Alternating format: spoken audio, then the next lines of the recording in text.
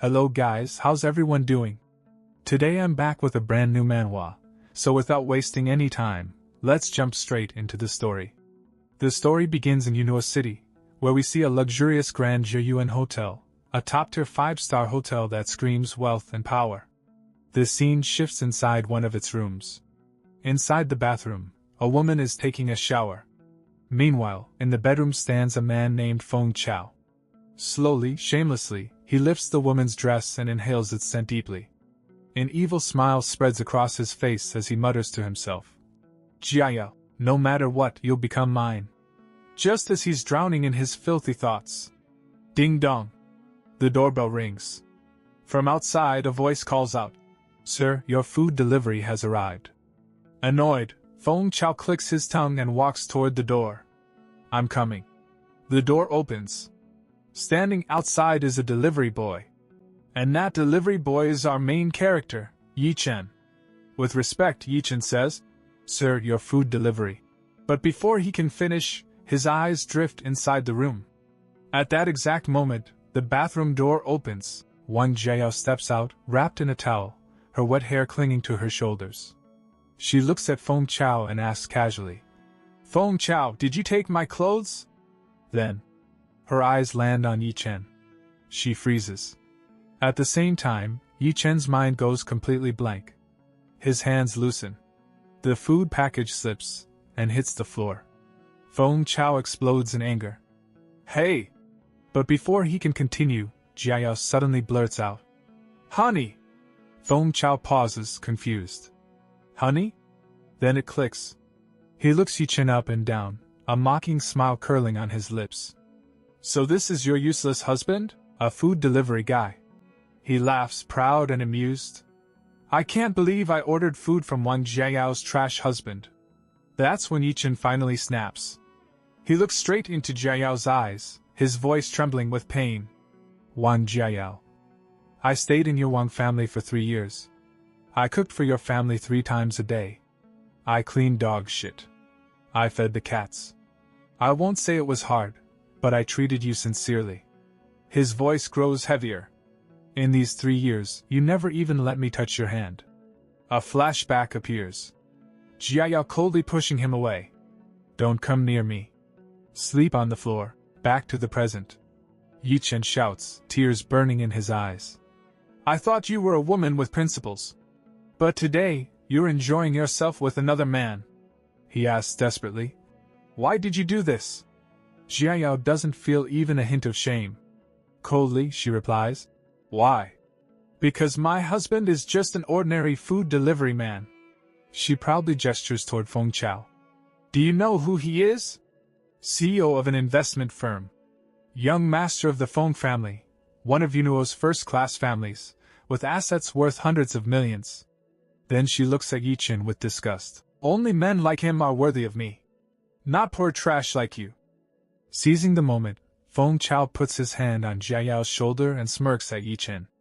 "Since you're her husband, I won't file a complaint. Just consider the food fed to dogs." Then he adds mockingly, "If you kneel and apologize, I'll even give you a 5-star rating." Inside, Ye Chen thinks, shameless. Just because you're rich. Feng Chao leans closer to Jiao. "Don't worry about him. Before he can finish, Ye Chen lunges forward and grabs Feng Chao by the throat. "Stop right there, you animal!" Feng Chao struggles, gasping. "It hurts, let go!" Instead of helping Ye Chen, Jiao screams at him. "Ye Chen! How dare you touch him? Get out right now, or I'll call security." Seeing his wife protect another man completely breaks Ye Chen. He releases Feng Chao and can only whisper one name. Wang Jiao. A memory flashes. His grandfather saying, "She's the fiancée I chose for you." Back then, Ye Chen thought he could live a happy life with her. Now he realizes. It was just wishful thinking. Before leaving, he gives her one final warning. "Wang Jiao, I hope one day you won't regret this." He turns and walks away. Behind him, Jiao screams hysterically, "My biggest regret in life is marrying a useless husband like you." Outside, Ye Chen sits on his scooter. His phone rings. "Hello, Tan Tan Delivery." On the other end, An old man speaks calmly and respectfully. Third young master, your 3-year character trial as a live-in son-in-law has officially ended today. Ye Chen falls silent. The next trial is a business trial. Old master has already acquired Huaxin Group. Everything is arranged for you to become its chairman. At that moment, it becomes clear. Ye Chen was never ordinary. He was a billionaire heir, merely undergoing a test. His expression settles. I understand. The old man hesitates. Old master also wants to know, should young madam be formally accepted into the family? Ye Chen's face turns ice cold. No need. She's not worth it. He hangs up.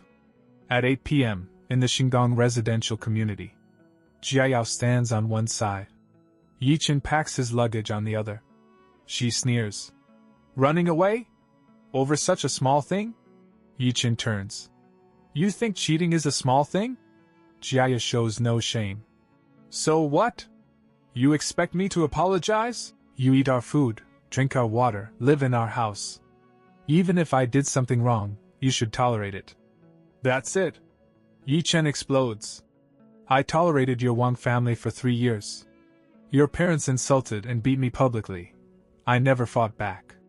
Your relatives bullied me, and you all pretended not to see. I respected you because I cared. Then he says clearly, Wang Jiayao, let's get a divorce. She snaps. How dare you ask for a divorce? After divorce, you won't live in luxury or drive an Audi. Ye Chen laughs coldly. I don't need any of that. Her ego shatters. My Wang family is near first class with billions in assets. You were never worthy. She screams. Fine. Divorce. I don't know what Grandpa was thinking marrying me to a loser like you. Ye Chen replies calmly. Tomorrow morning.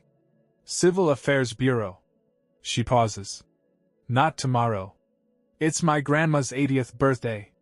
I need to discuss this with my family. Do it fast, Ye Chen says. I'll wait for your call. He walks out. Rain pours heavily. His phone rings again.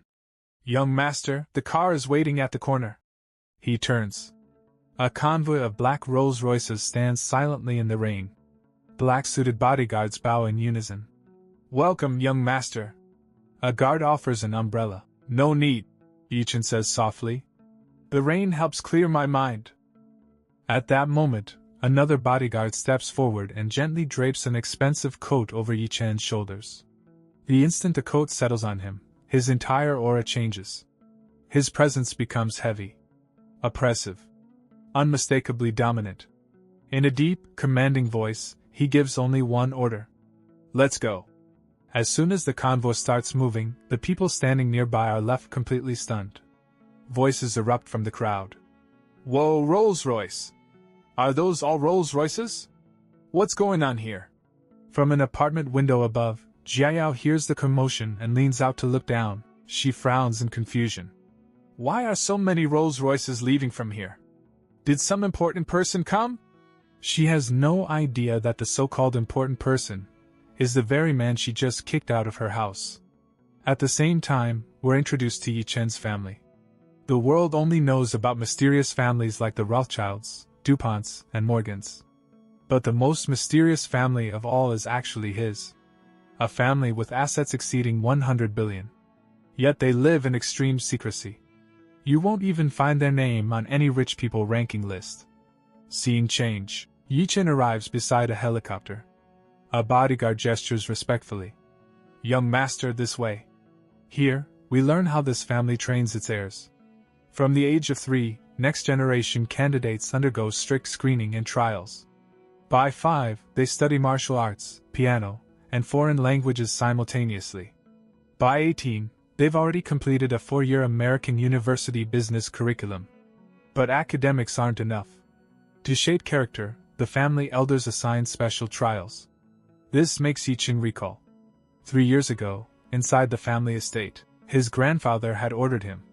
Ye Chen, I'm arranging your marriage into the Wang family, a second-class family in Yinzhou.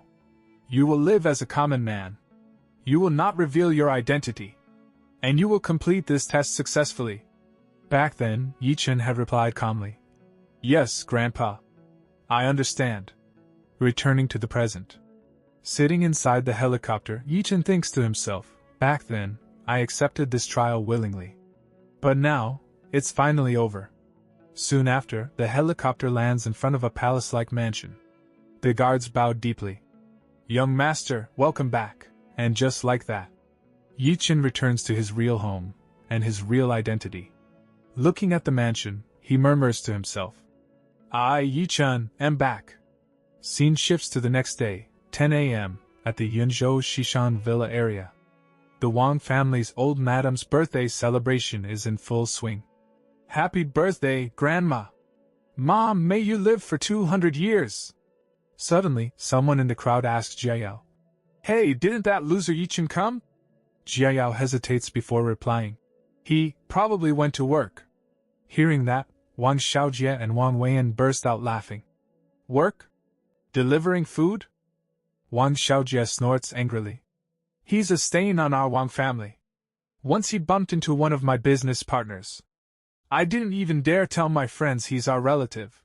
Hearing this, old Madame Wang explodes in anger. Call him here. Right now. That boy has no manners at all. Panicking, Jiayao blurts out. Grandma, he didn't come today because we're getting a divorce. Old Madame freezes. Divorce? Who gave you permission to divorce? Have you forgotten that your marriage was arranged by your late grandfather? Jiayao immediately starts acting. She drops to her knees, crying. Grandpa, I would never dare go against Grandpa's last wish. But Ye Chen crossed the line. He's having an affair with another woman outside. Inside, she thinks. They can never find out that I cheated first. If he wants to abandon me, then flipping the game is better. Hearing this, old Madam becomes even angrier. That animal? We gave him a mansion to live in for 3 years. Luxury cars to drive. And he still couldn't stay loyal to you? At this moment, Wang Xiaojie cuts in. Jiayao, don't take it the wrong way, but your elder brother has to say this.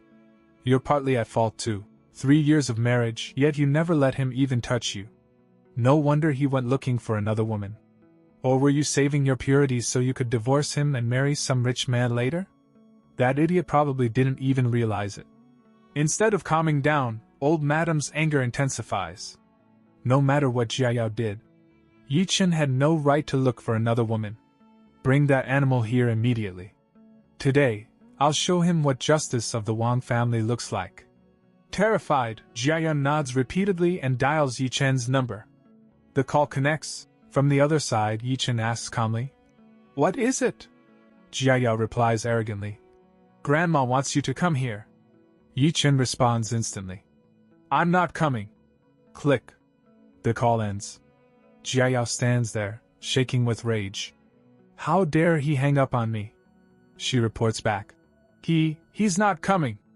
Old Madame completely loses it. The status of a live-in son-in-law isn't even worth a dog. And he dares throw tantrums? Xiaojie, go. Bring him back to me, by force. Xiaojie grins excitedly. Got it. Perfect chance to beat Ye Chen again, he thinks as he leaves. After Xiaojie leaves, old Madame addresses everyone. I called everyone early today for a reason. Yesterday, Huaxin Group appointed a new chairman. No one knows who he is or where he came from. We're currently negotiating a 70 million financing deal, but the contract isn't signed yet. You all know Dingqing Real Estate has always collaborated with Huaxin Group. So building a good relationship with the new chairman is critical for the Wang family's future. Meanwhile, scene shifts elsewhere. Ye Chen stands quietly. A bodyguard looks at him, puzzled, and asks, Young master, why are you still wearing courier clothes? Hearing this, Ye Chen replies in a calm, steady tone. Today is the last day of my courier contract. I want to finish what I started. Inside, he thinks to himself. It's not time to reveal my identity yet. It's easier to see the enemy clearly when I stay in the dark. Just then, his phone suddenly rings. At the same time, we see Wang Xiaojie, sitting in his car calling Ye Chen. Hello, Ye Chen. This is Wang Xiaojie. Where are you? Let's talk. Ye Chen answers without fear, completely calm. I'm delivering food at the Liyuan residential community. Wang Xiaojie lets out a cold laugh. Oh, I'm coming there right now. Wait for me. A short while later, Xiaojie drives over at full speed. He slams the brakes right in front of Ye Chen. Rolling down the car window, he says arrogantly, "Get in the car. Grandma wants to see you." Ye Chen replies instantly, without hesitation. "Even if your grandma backs Wang Jiayao, it's useless. I'm getting this divorce no matter what." The moment he hears that, Wang Xiaojie explodes. "Are you crazy? My grandma is backing you. She wants to give you family justice." Ye Chen asks calmly. "Family justice? On what basis?" That question makes Xiaojie even angrier. He points at Ye Chen and shouts, "On what basis? You found another woman outside. No matter what, Wang Jiayao is still a member of the Wang family. You wronged the Wang family. So you deserve to die." Hearing this, Ye Chen slowly removes his helmet and asks with genuine surprise, "I found another woman? Did Wang Jiayao say that?" The next second, he can't hold it in anymore.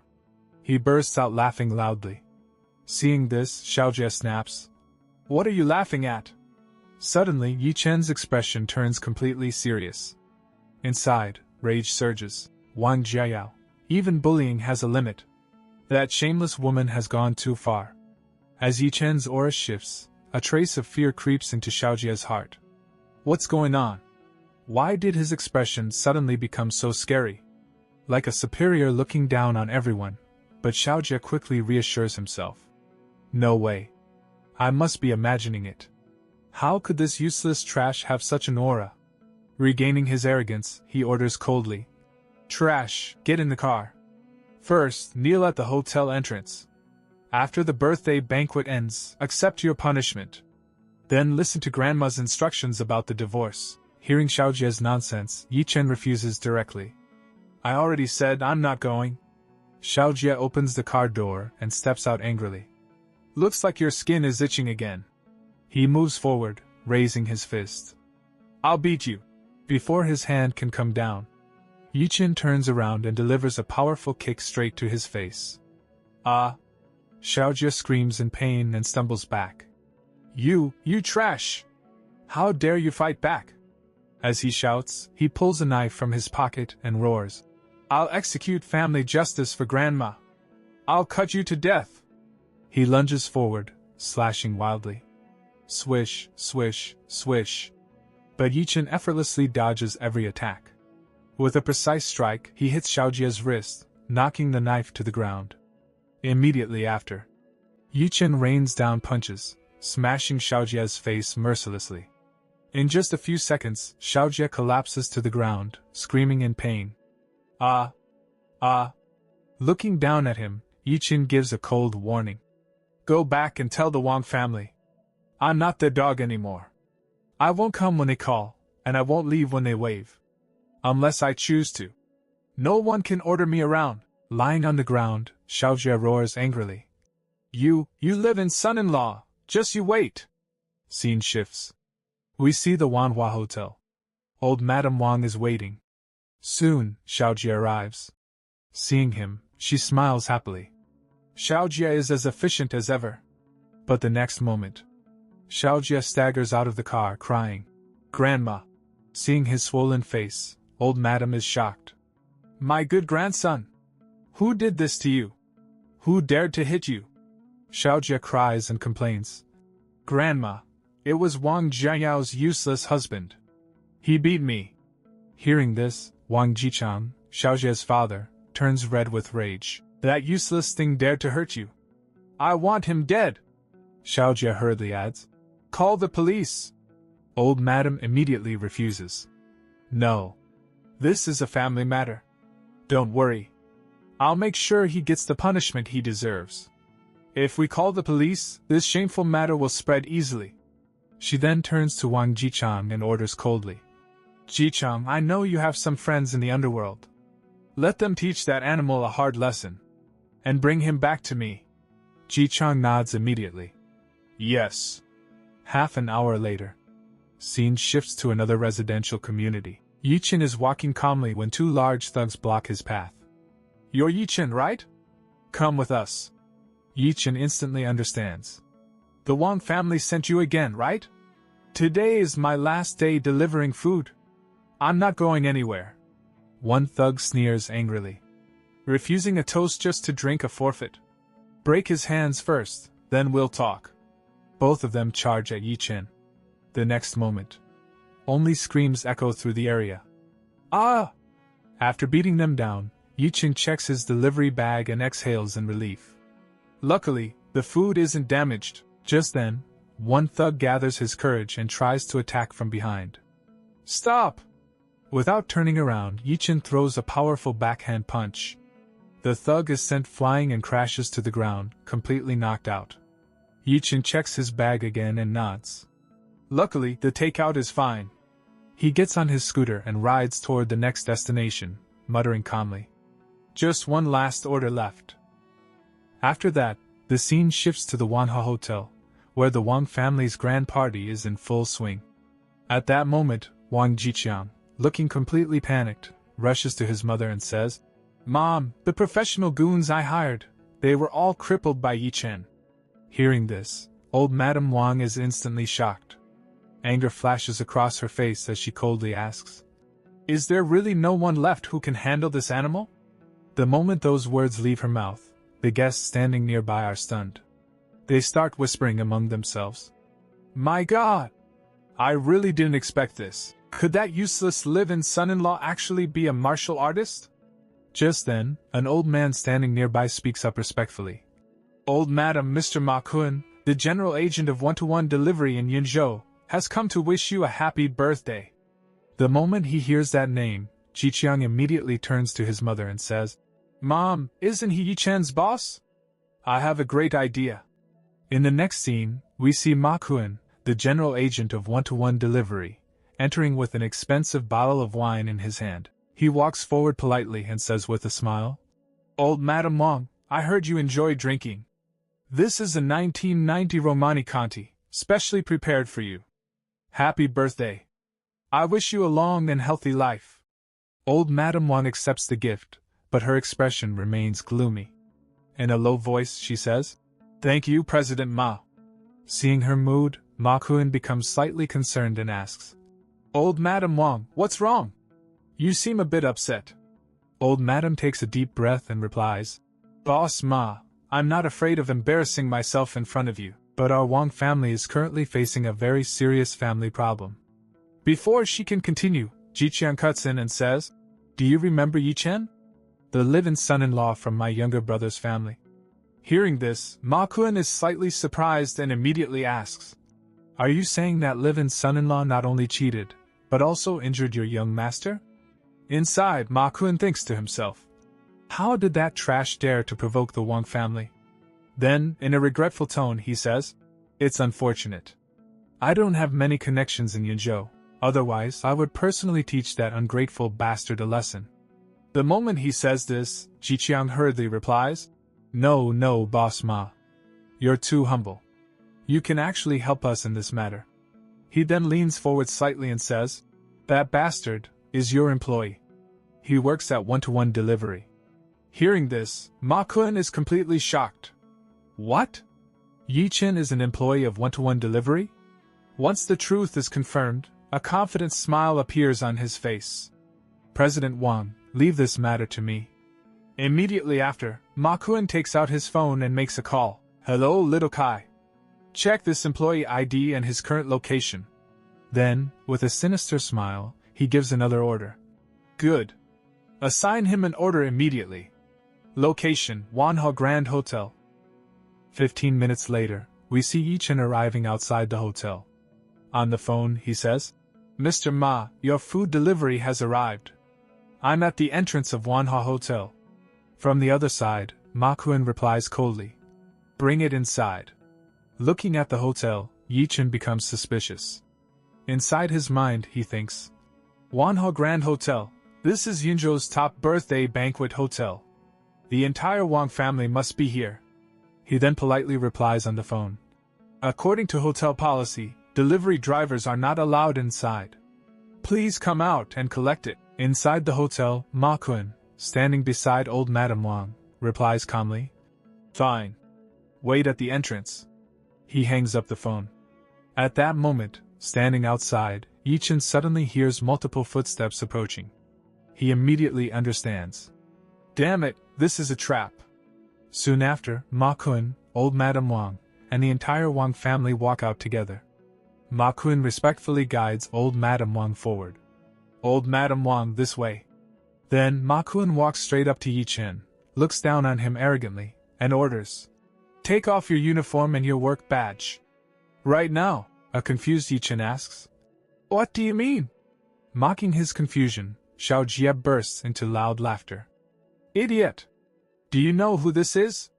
This is your top boss, Ma Kun, the general agent of one-to-one delivery." Ma Kun then threatens coldly, "If you don't believe me, I can have the manager call you right now." At that exact moment, Ye Chen's phone rings. He answers it, and the manager screams from the other side, "How did you offend President Ma? You're already fired." Hearing this, Ye Chen's anger and disappointment explode together. Inside his mind, he thinks, "I wanted to end my delivery career peacefully, but this bastard ruined everything." Ma Kun then shouts, "Hurry up! Take off your clothes! You're fired! Strip, take everything off!" Angrily, Ye Chen removes his jacket. Seeing this, Xiao Jie starts recording a video while laughing loudly. "Ha! You look just like a dog!" Then Ji Cheng steps forward and mocks him. "Trash! Where did all your arrogance go now? You dared to hit my son, didn't you?" Ignoring them all, Ye Chen calmly says, "Boss Ma, I heard that your agency contract with Tunwan Delivery expires this year." Hearing this, Ma Kun is both shocked and furious. How does he know that? But on the surface, he maintains his attitude and says, "What does that have to do with you?" Then Ye Chen declares, "There's no need for you to go to the capital to discuss renewal. You won't be an agent anymore." The moment he hears this, Ma Kun explodes with rage. "What do you think you are? You say I can't be an agent, and suddenly I'm not one? Do you know how tight my relationship with the CEO of Tunwan Delivery is?" At that moment, old Madame Wang interferes, screaming angrily, "Ye Chen! Kneel down!" She announces in front of all the guests, "Today, in front of everyone, I will execute family justice on you. First, you cheated and wronged Jiayao. Then, you injured my grandson." But Ye Chen refuses outright and replies coldly, "Old thing, keep dreaming. Why should I kneel?" Seeing his insolence, old Madame Wang reminds him of the past. 3 years ago, when you married into the Wang family, you personally made a promise. I ask you now, does that promise still count? If you ever harmed the Wang family, you would accept the Wang family's justice. Without fear, Ye Chen straightens his chest and says, "Every word spoken by me, Ye Chen, naturally counts." The moment she hears this, old Madame Wang immediately orders, "Bring the Wang family's joint dragon ruler." "Understood." Jiang replies instantly. In the next moment, a shining golden dragon ruler is brought out. It's explained that even a single strike to the face with this weapon causes 3 days of intense pain. A few more strikes, and the face would be completely ruined. Filled with anger, old Madame Wang orders, "Hit him 20 times. Holding the ruler, Ji Qiang replies, "Yes." Just then, Wang Jivan, Jiayao's father, steps forward and says, "Mom, this was my fault. I failed to discipline my son-in-law properly. Please let me teach him a lesson personally." But at that exact moment, Jiayao rushes in, snatches the ruler from her father's hand, and says, "Let me do it. He is my husband. Let me hit him." The atmosphere was completely heated. Jiayao, burning with rage, gripped the joint dragon ruler in her hand, clearly intending to teach Ye Chen a lesson. But watching this scene, Ye Chen appeared to be in an entirely different mood. A sarcastic smile slowly formed on his face as he directly attacked Jiayao's hypocrisy. Mockingly, he said, "First you cheated. Then you framed me for cheating. Wasn't all that enough? Now you even want to slap me in the face?" He didn't stop there. Instead, he raised his sarcasm to another level. In a bitter tone, he said, "Wow, what a good wife. I really married a good wife, one so rare she only appears once in centuries." Hearing this harsh truth, Jiao's anger flares up. She turns her face away in fury. But the very next second, to satisfy her ego and to show her power in front of everyone present, she loudly declares, "He is my husband. If anyone is going to hit him, that right belongs to me alone." While justifying her actions, she thinks to herself, "After all, Ye Chen is my man. How can I let others hit him? If someone else does it, it would indirectly be a slap to my own face." Just as Jiao is busy convincing herself, the situation suddenly changes. Out of nowhere, Xiao Jie, who had been standing nearby, lunges forward. Without any warning, he violently snatches the dragon ruler from Jiao's hand. His anger is completely out of control now. Turning red with rage, he roars at Ye Chen. "Ye Chen, you bastard dog!" The moment the weapon enters his hand, Xiao Jie's confidence skyrockets. He charges toward Ye Chen with all his strength, threatening him. "How dare you hit me? Today, I'll completely ruin your face." He swings the ruler through the air and attacks Ye Chen. But before the ruler can land, a twist happens. Like lightning, Ye Chen grabs his wrist midair. Before Xiao Jie can even understand what's happening or react, Ye Chen counterattacks. Smack! A fierce slap lands squarely on Xiao Jie's face. The slap is so powerful that Xiao Jie screams in pain. Seeing this scene, all the guests are completely shocked. No one can believe that the Wang family's live-in son-in-law actually dared to hit the Wang family's own grandson. Whispers erupt everywhere. "Oh my God! What just happened?" Seeing her grandson getting beaten, old Madame Wang's anger reaches its peak. She screams, "Do you even realize how many bureau chiefs and directors are present here? They can have you arrested on the spot and thrown into prison." Despite such a massive threat, Ye Chen remains completely relaxed. Calmly, he replies, "I believe all the guests here saw it clearly. It was Wang Xiaojie who attacked me first, with a weapon. I was simply acting in self-defense." At that moment, a guest steps forward from the crowd, deliberately complicating the situation. "But didn't you just say you were willing to accept the Wang family's justice? Now that punishment has arrived, you suddenly back out?" He judges Ye Chen and questions him. "Do you really think being this unreliable suits a man?" Others quickly echo his words. "That's right. He doesn't stand by his word." Hearing this, Ye Chen interrupts them and states his condition. "I am willing to accept the Wang family's justice, but only if I have actually done something wrong." The moment she hears this, old Madame Wang explodes with rage. "You looked for women behind Jiao's back. And you beat my grandson.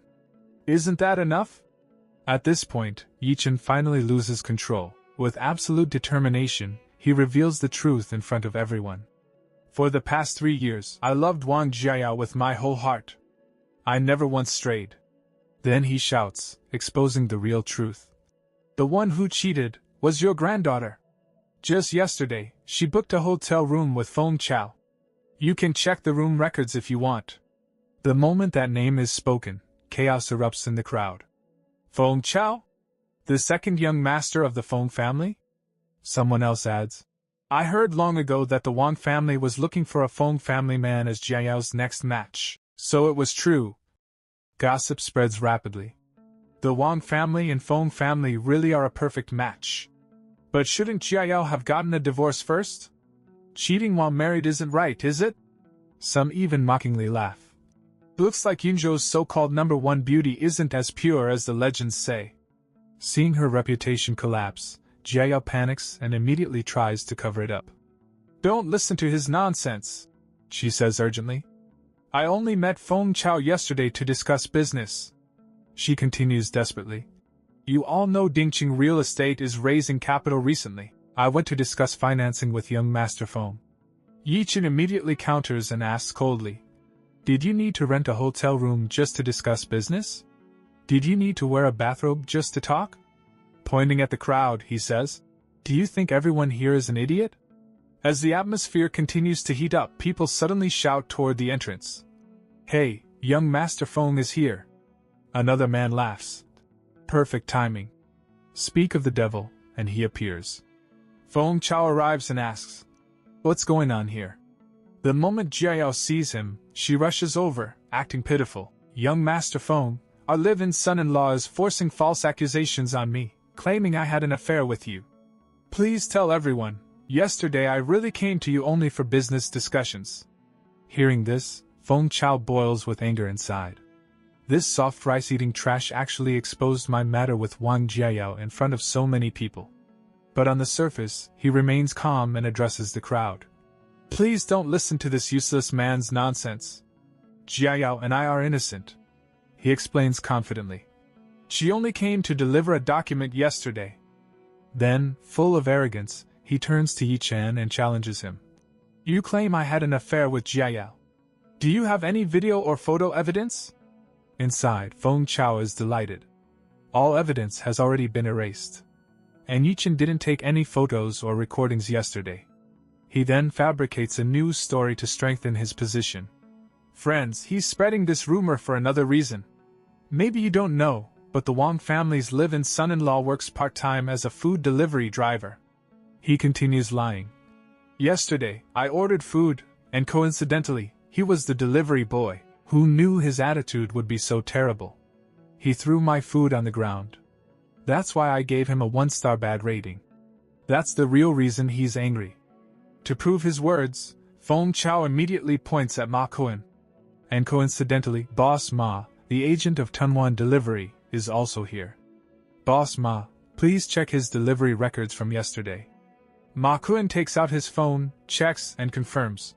Young Master Feng is correct. He did receive a 1-star bad rating yesterday.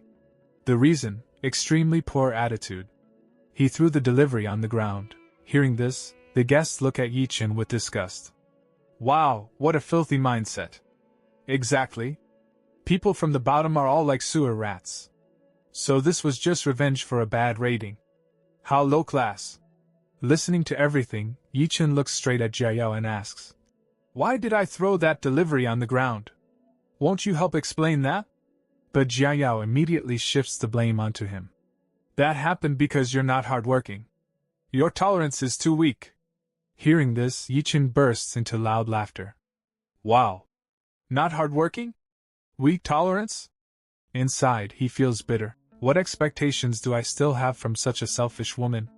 He then turns serious and asks everyone, "You say I looked for women outside.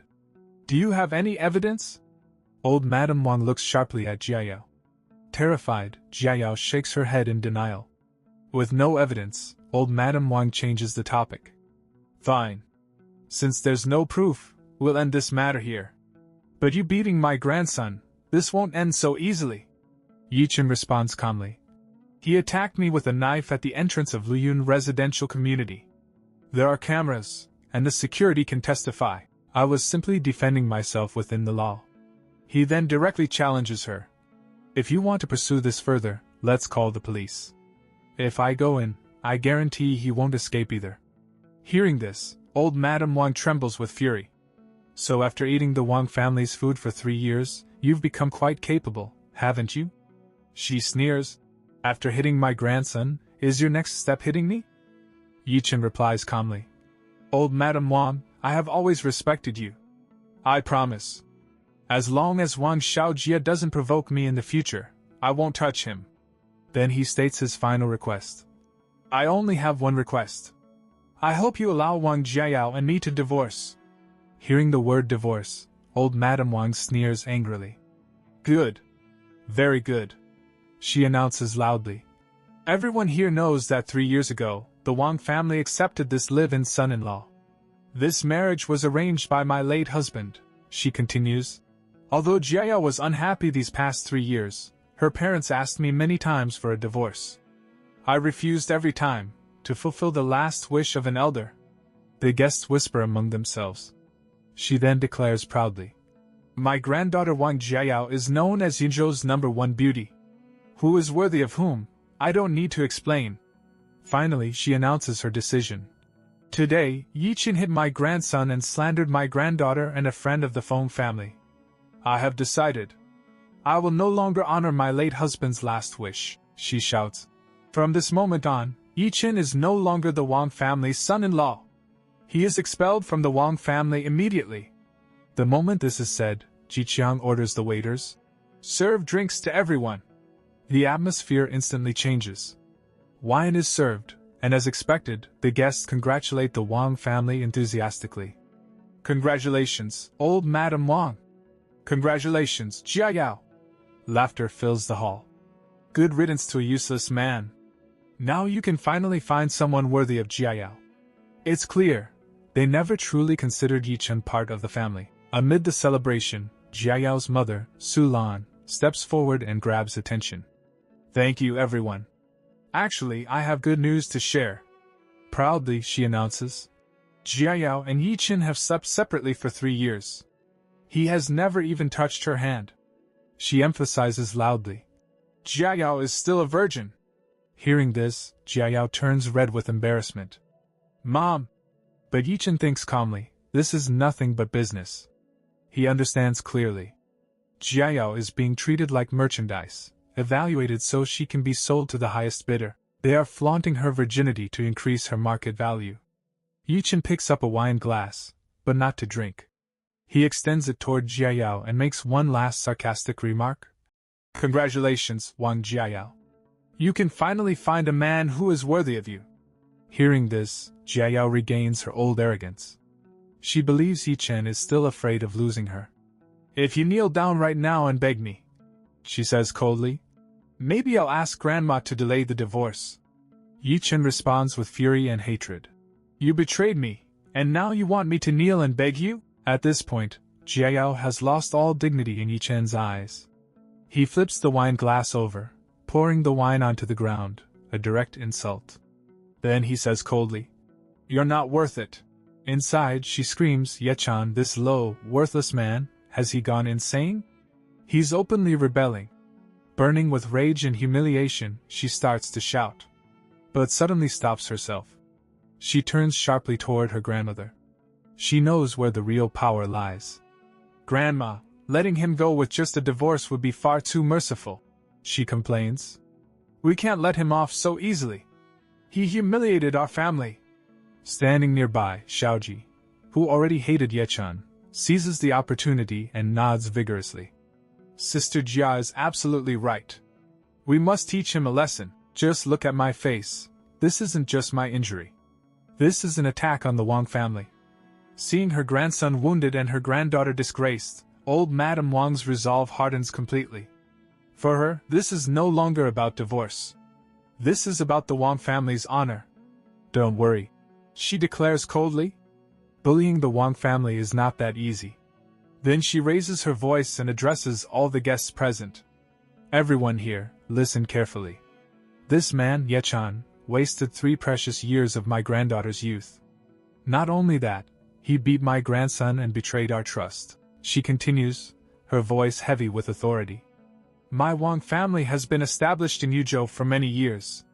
We have reputation and dignity here. If we let him leave unpunished, people will think we've grown weak. Then she makes her demand. All of you are influential figures from different industries in Yuzhou. I ask for your help. Cut off every possible source of his income. Let him understand the consequences of crossing the Wang family. As soon as she finishes, whispers erupt throughout the hall. So the Wang family wants to destroy his livelihood? That means they want him starving in Yuzhou. This is a direct strike at survival itself. Some shake their heads. A mere live-in son-in-law disgraced the Wang family and even asked for divorce. Of course they're furious. Others hesitate. But he's just a nobody. Isn't this like using an entire army to hunt a rabbit? Before the discussion can continue, a man steps forward, Fang Chao. Unwilling to miss this chance to curry favor, he announces loudly. On behalf of the Fang family, I fully support the Wang family. The crowd immediately recognizes him. The eldest son of the Fang family. The largest affordable luxury hotel chain in Yuzhou. His support is massive. Fang Chao steps closer to Ye Chen and threatens coldly. I guarantee that from today onward, no hotel below 4 stars in Yuzhou will allow you to check in. You won't even have a place to sleep. He smirks darkly, hatred burning in his eyes. In the future, I'll sleep with your wife and make you crawl and beg me, he thinks. I'll show you your place.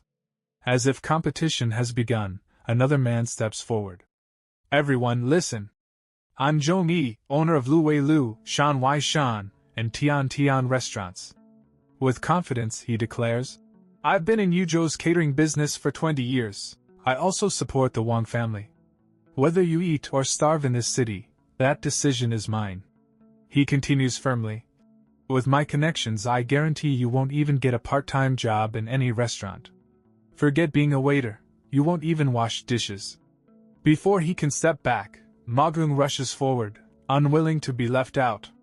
I'm Ma Gung, general agent of Tuan Tuan Delivery in Yuzhou. I'll also cut off Ye Chen's livelihood. He stares straight at Ye Chen. Forget food delivery. Not just our company, you won't deliver for any platform.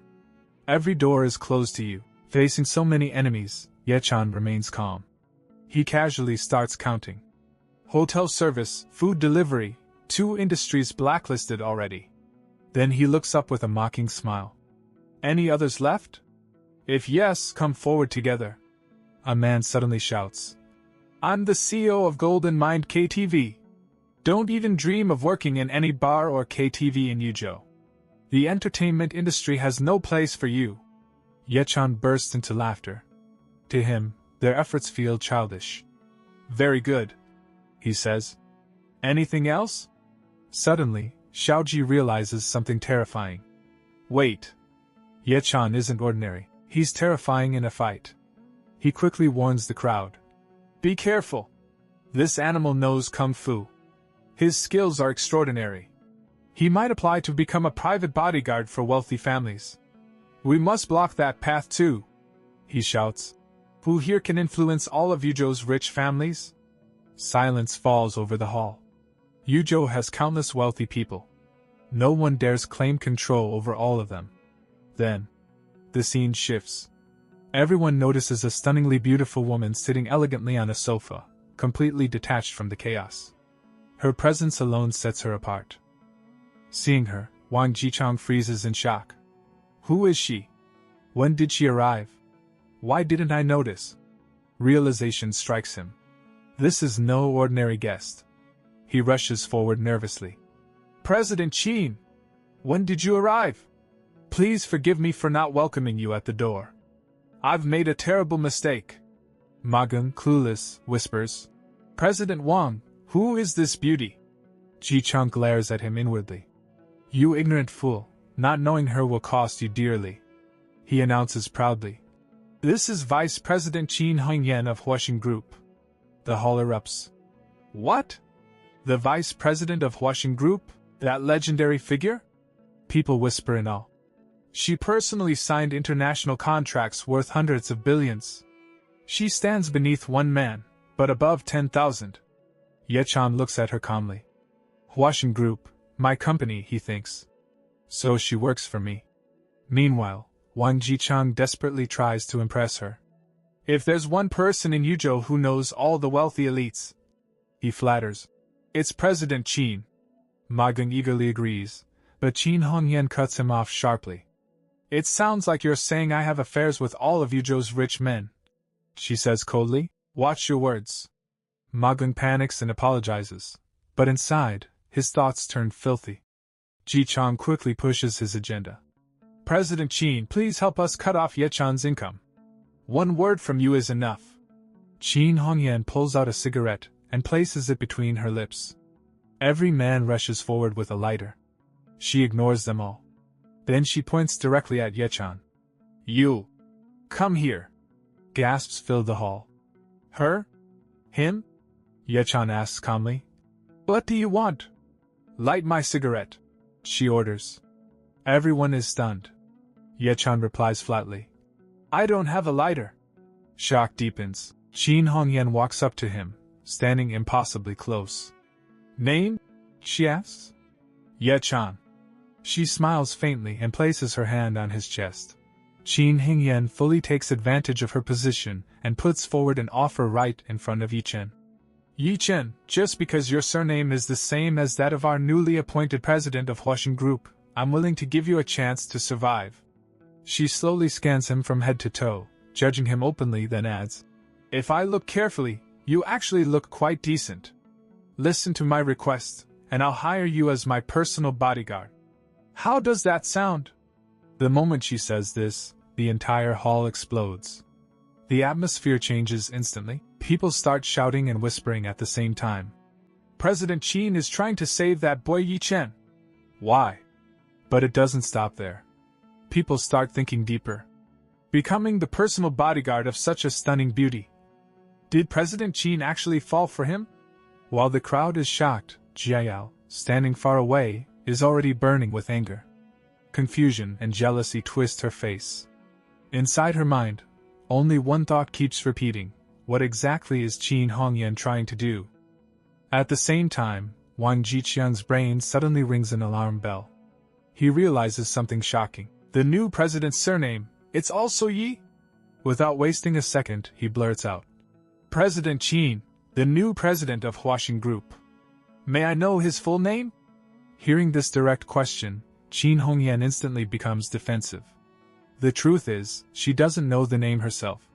But she hides her ignorance perfectly and replies confidently. Sorry. President Yi doesn't want too many people to know about him for now. Outwardly calm, inwardly she's panicking. Damn it, even I don't know the mysterious president's name. If this gets exposed, I'll become a joke. Seeing her forced confidence, Ye Chen smiles inwardly. She definitely doesn't know my identity, he thinks. Otherwise, she wouldn't have asked me to light her cigarette earlier. Understanding the situation clearly, Ye Chen asks calmly. President Qin, how exactly do you plan to secure my livelihood? Qin Hongyan answers without hesitation and sets a condition. As long as you kneel down and separately apologize to old Madam Wang Xiaojie and your wife, I'll step in and protect you. After that, I'll officially hire you as my personal bodyguard. Annual salary, 200,000. The moment this offer is announced, whispers erupt again. So President Qin is really trying to save Ye Chen? Why? Someone starts calculating excitedly. Just kneel, apologize, avoid being blacklisted, and become the bodyguard of President Qin? This bastard will definitely agree. Hearing this, Jiao's anger skyrockets. She clenches her teeth. What's wrong with this woman? Why is she targeting Ye Chen again and again? She immediately runs to her grandmother and complains. Grandma, President Qin is clearly going against us. But old Madam Wang's reaction is completely unexpected. Instead of being angry, she looks impressed and says, Humph. This woman is a high-level player. No wonder she became Huaxing's vice president at such a young age. Then she explains calmly to Jiao. Look carefully. She never easily offends anyone. And she has the ability to make any man both grateful and obsessed. At this point, everyone believes Ye Chen will accept this golden offer. But suddenly, Ye Chen's expression turns ice cold. Without hesitation, he replies, I refuse. Those two simple words stun the entire hall. Jiao's eyes widen. Qin Hongyan can't believe her ears. Anger and frustration explode as she shouts. Say that again! Inside her mind, she screams, this useless live-in son-in-law actually rejected me. In front of everyone? Suddenly, the scene flips. Ye Chen strides forward, closes the distance in an instant, and grabs Qin Hongyan's ear. Pulling it hard, he shouts. I said I refuse! Ah! Qin Hongyan screams in pain. Her ear turns red instantly, pain and humiliation flashing across her face. Seeing this, Wang Jiqiang completely loses control. He points at Ye Chen and roars. How dare you touch President Qin? Ye Chen remains relaxed and mocks calmly. I thought President Qin couldn't hear well, so I spoke closer to her ear. This blatant insult pushes Qin Hongyan past her limit. She glares at him coldly. Very good, Ye Chen. You do have guts. Inside, she's boiling. This useless son-in-law doesn't even know what's good for him. She turns toward old Madam Wang and announces loudly.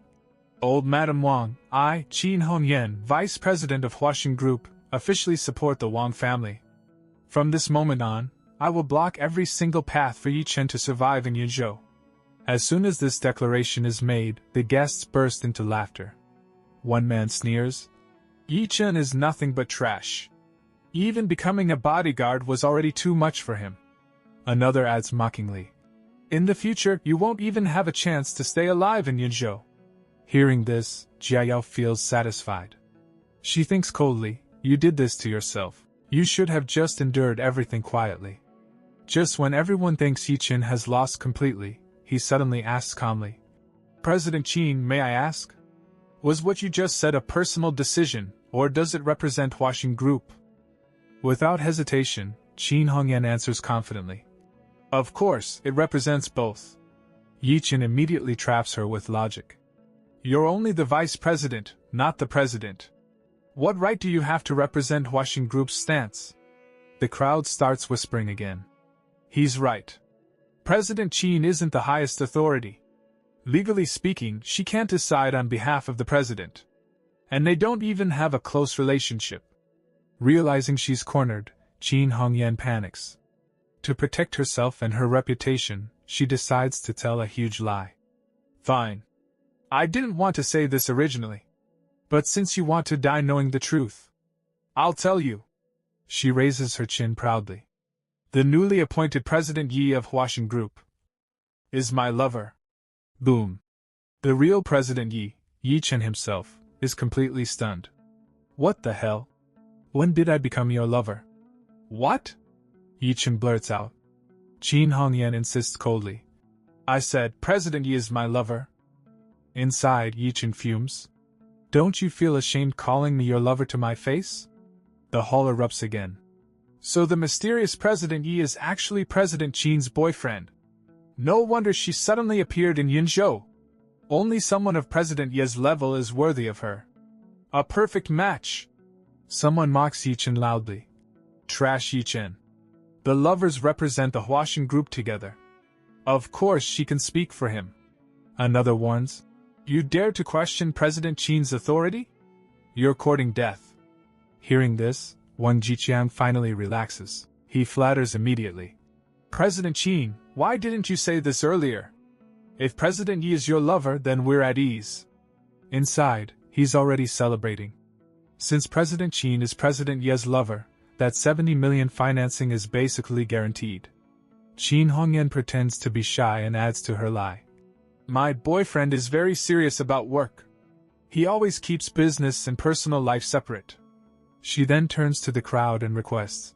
So I hope everyone here can help keep this matter a secret. Watching her act, Ye Chen almost laughs out loud. She showed off earlier, and now she's scared people might leak it. Seeing him smile, Qin Hongyan snaps. What are you laughing at? Ye Chen smirks and fires back. I heard President Yi is extremely rich, handsome, and talented. President Qin, you're somewhat good-looking, but are you really his type? Her ego shatters instantly. She doubles down arrogantly. President Yi fell in love with me at first sight. He even rented an entire island in Southeast Asia, arranged a grand confession ceremony, and begged me to be his girlfriend. The crowd gasps in awe, but Ye Chen, the real president, is speechless. Damn, this woman really knows how to fabricate stories. Tired of this pointless argument, he says coldly. Enough. I'm done arguing with you. He turns to Jiayao and declares firmly. Jiayao, let's go to the Civil Affairs Bureau now. And start the divorce process. Jiayao replies angrily. Fine. Let's go. But Wang Xiaojie blocks their path, sneering. Don't rush. At least stay for the birthday banquet. He mocks further. When the feast starts later, we'll even reserve a bowl for you at the door. After all, after eating, you'll be leaving Yunzhou for good. Then he turns to Ma Kun and laughs. I still haven't thanked you. That scene where you stripped Ye Chen outside. Classic. Like training a dog. Ma Kun laughs smugly. Young Master Wang, you're too polite. If I knew earlier, I'd have recorded it. Dog training videos like that are rare. Hearing their arrogance, Ye Chen makes a final decision. Enough. This ends now. He pulls out his phone and dials a special number. An old man's respectful voice answers. Third young master, Ye Chen asks calmly. That man who delivers food and insists on feeding my grandfather. What was his name again? The old man replies immediately. Are you referring to Wang Xiahong, CEO of Taunton Delivery? That's him. Ye Chen orders coldly. Contact him immediately. Tell him to revoke Yunzhou's Taunton agency, effective now. Everyone nearby is stunned. They can't believe what they're hearing. The old man continues respectfully. He's always wanted to meet the old master. He'll be honored to do this. His net worth exceeds 50 billion now. He's qualified to dine with the old master. Ye Chen nods slightly. He's made decent progress these past years. Arrange a meeting with me another day. I'll treat him. Yes, young master. As Ye Chen hangs up, dead silence fills the hall. No one knows whether that was real or a joke. Suddenly, Wang Xiaojie bursts into laughter. Ye Chen, what kind of drama is this? Revoking Boss Ma's agency? Who do you think you are? Ma Kun sneers. Kid, choose a better time to show off. Who would be afraid of fake nonsense like this? He even insults Ye Chen's grandfather. Your grandpa is just a farmer. CEO Wang is worth billions. You think he'll eat with your grandpa? You're living in a dream. Jia Yao glares in disgust. If you don't have the ability, just admit it. Why put on such a disgusting act? But Qin Hongyan doesn't laugh. Her eyes stay fixed on Ye Chen. Something feels wrong. Suddenly, Ma Kun's phone rings. He looks at the screen and shouts excitedly. It's CEO Wang. He answers eagerly. CEO Wang, I was just planning to call you to discuss contract renewal, but the voice on the other end is furious. I'm calling to inform you. Your Yunzhou agency qualification has been revoked immediately. Boom. Ma Kun's world collapses. His legs go weak as shock freezes him in place. The moment he hears those words, the ground seems to vanish beneath Ma Kun's feet. It feels like his entire world has been flipped upside down. My agency, cancelled? Panic slams into him. Cold sweat pours down his back as his eyes dart around the room.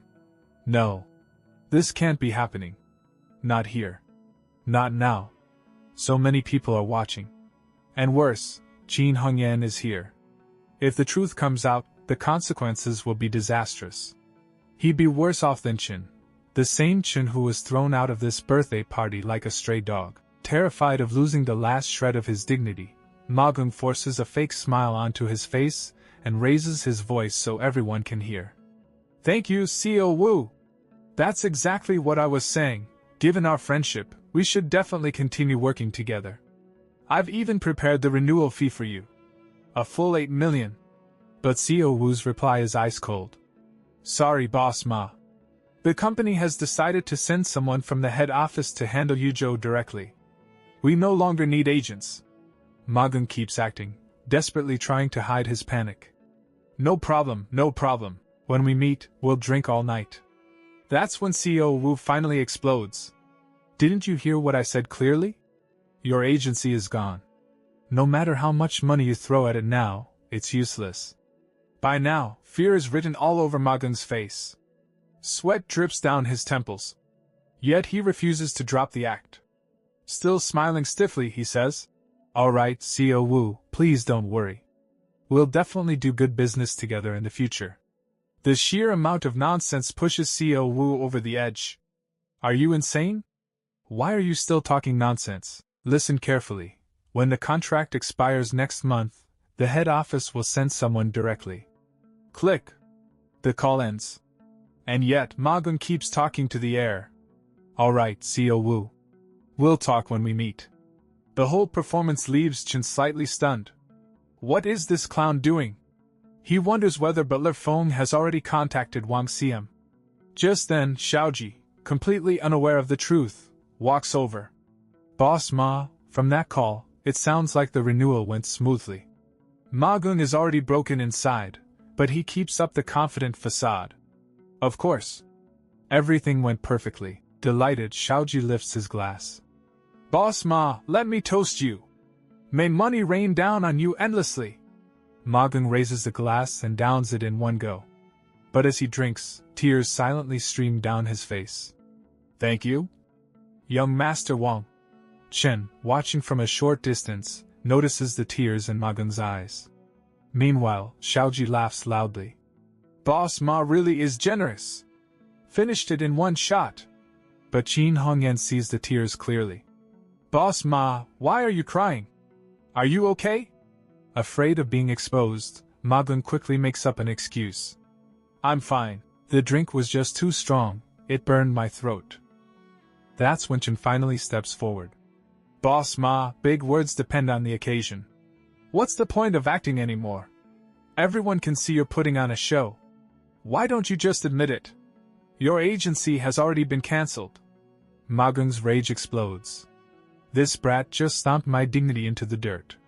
Clinging to his last shred of pride, he roars. So what if it's gone? The company just wants to take control directly. This has nothing to do with trash like you. Chen merely smiles faintly. If you believe that, fine. I'm not interested in making another enemy anyway. Those words stab straight into Ma Gung's ego. Who do you think you are? What qualifications do you even have? You're nothing but a filthy delivery boy. The atmosphere instantly turns heated. Guests whisper among themselves. Did Boss Ma really lose his agency because of Chen? No way. Chen is just a useless live-in son-in-law. But what if it's true? What if we mock the wrong person? Sensing the chaos, Jia Yao's mother steps in to control the situation. Everyone calm down. What happened to Boss Ma has nothing to do with this useless son-in-law. His family is from the countryside. His grandfather is a farmer. It's impossible for him to know someone like Co Wu. The Wang family quickly agrees. Exactly. He's been living in our family for 3 years as a house husband. If he really had powerful connections, would he live like a dog for 3 years? Another relative laughs. Rich young masters are delicate. They can't endure hardship. How could someone like that survive 3 years as a live-in son-in-law? It's ridiculous. At that moment, old Madame Wang signals the security guards. They surround Ma Gung and begin escorting him out. Mr. Ma, please come this way. Unable to accept the humiliation, Ma Gung shouts. Wait. I brought rare vintage wine. The guard shoves the wine back into his hands. Please take your wine with you. Wait. Old Madame Wang. President Wang. His voice fades as he's dragged out. Watching the farce, Chen thinks coldly. The Wang family, these people, all of them are the same. No wonder Wang Jiayao betrayed me for money. To ease the tension, Ji Chang makes an announcement. Guests, please take your seats. Enjoy some soup and snacks first. The party will officially begin shortly. Everyone heads to the dining area, but a different tension brews there. Jiayao walks up to Chen and says coldly, After dinner, we're getting divorced. Remember, don't let it affect Grandma's 80th birthday. Chen sits down calmly, without reacting. Fine. I'll wait until you finish eating. Just as he's about to start, a small accident happens. His spoon lightly bumps into the spoon of the woman sitting across from him. She instantly screams. Ugh! How annoying! My spoon touched that useless trash's spoon! It's dirty now! Chen ignores her tantrum and looks at her soup instead. Papaya soup, for breast enhancement. He glances at her well-developed figure and casually remarks. You probably don't need papaya anyway. The woman freezes, then turns red with rage. What do you mean by that? Why wouldn't I need it? Chen cuts it off. Forget it. Pretend I didn't say anything. Here, have the soup. His indifference infuriates her. This house husband won't even look me in the eye. She storms over to old Madame Wang. Grandma, don't let Chen eat here anymore. He didn't even prepare a birthday gift. What right does he have to eat at your party? Old Madame Wang responds sternly, protecting the family's reputation. The Wang family has standards. Let him finish his meal. After that, he'll leave and proceed with the divorce. The woman still argues. But it's your 80th birthday, and he didn't bring a gift. Hearing that, Chen recalls the past 3 years. If old Madame Wang hadn't insisted on no divorce for 3 years, my mission would have failed long ago. He makes a decision.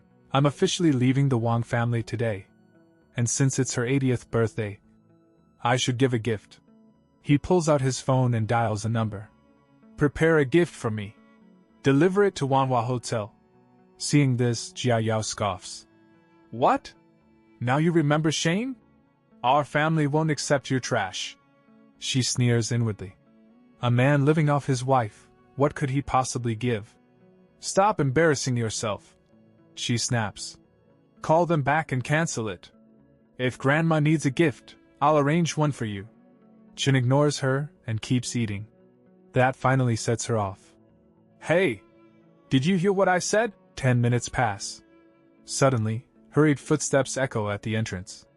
A delivery boy with a bag tries to enter, but a guard stops him.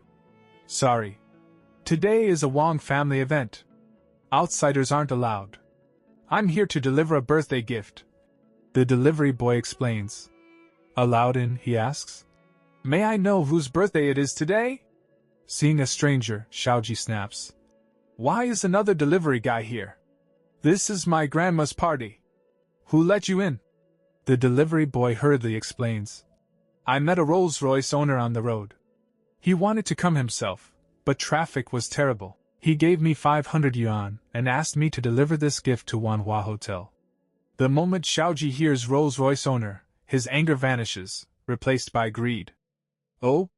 So this must be for my grandma. Give it to me. He grabs the box and opens it in front of everyone. The instant the lid lifts, his eyes go wide. A green glow spills out. Is that? He screams in shock. Top-grade ice jade. Completely transparent. The best of the best. This bracelet is worth at least 10 million. The hall erupts. A 10 million yuan gift, delivered casually by a delivery boy. Who is this tycoon? And while everyone is losing their minds, Chen, the man who ordered the gift, sits calmly and continues eating. So, just like we saw in the previous episode, the moment that box is opened, an extremely precious jet bracelet is revealed inside. The instant everyone lays eyes on it, every single person present is left wide-eyed in shock. In the very next moment, the entire hall is buzzing with nothing but discussions about that bracelet. The guests and family members simply can't hide their amazement anymore. Voices rise everywhere as people excitedly talk over one another. This jet bracelet instantly becomes the most expensive and valuable gift among everything presented today. Hearing this, everyone's curiosity skyrockets. One by one, their gazes turn toward old Madame Wang, and someone finally asks, Old Madame Wang? Who exactly is the person who sent such a generous gift? You must introduce us to them later. But this is where the story takes an unexpected twist. Old Madame Wang herself is staring at the bracelet with a confused expression. Holding it in her hands, she slowly says, To be honest, even this old lady isn't very clear about it. The entire hall instantly falls into suspense. The guests begin whispering among themselves. Every single member connected to the Wang family is present today. No one is missing. So then, who on earth sent this bracelet? At that moment, from within the crowd, Chen's sister-in-law, Wan Yuan, stares greedily at the sparkling bracelet. Her eyes shine as she thinks, what a beautiful bracelet. Then, with full confidence, she speaks up in front of everyone. Could it be that one of my admirers sent this? The moment she says that, the same thought starts circling in everyone's mind. Yeah, that's possible. After all, Wan Yuan has an incredibly hot figure. Any man who sees her would probably lose sleep that night. She's only 20 years old and doesn't even have a boyfriend. In fact, she's the target of many wealthy young masters who all want to date her. Hearing this, Yuan's father, Ye Chen, puffs out his chest proudly. Nodding eagerly, he says, Absolutely. The chances are very high. My daughter is that beautiful. She has millions of fans online. This must have been sent by some rich young master who likes Yuan. After that, Qin Hongyan also chimes in with a smile.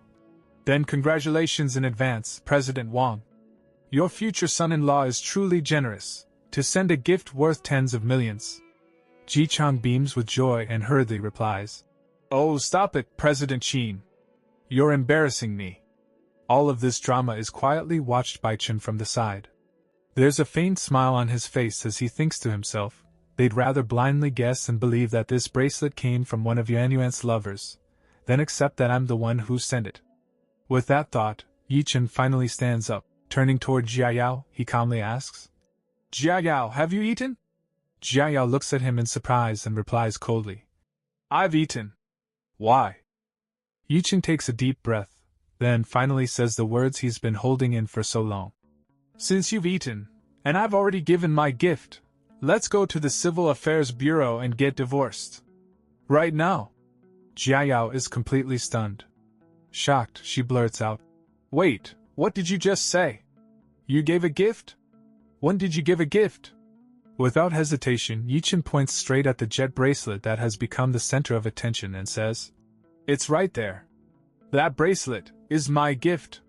The moment those words fall, it's as if a bomb explodes in the hall. Ji-chang turns red with rage and roars, "You're shameless! That bracelet is worth tens of millions. You couldn't earn that kind of money in 7 lifetimes. How dare you claim you sent it?" Yuan Yuan jumps in immediately, curling her lips in disdain. "Sister Jia, can you please stop your loser husband from making a bigger fool of himself? It's obvious this was sent by one of my suitors." Standing nearby, Shujia also seizes the chance to humiliate Ye Chen. "Our family of 4 couldn't even give a decent birthday gift. And now he comes out trying to steal credit for someone else's present. He's truly disgraced the Wang family." Immediately after that, Jia Yao, furious, snaps at Ye Chen. "Let's go. Right now. We're going to the Civil Affairs Bureau. I don't want to be the wife of a loser like you for even one more second." But before leaving, Ye Chen turns one last time to old Madame Wang and says calmly, "Old Madame Wang, for 3 years, good times or bad, we were family.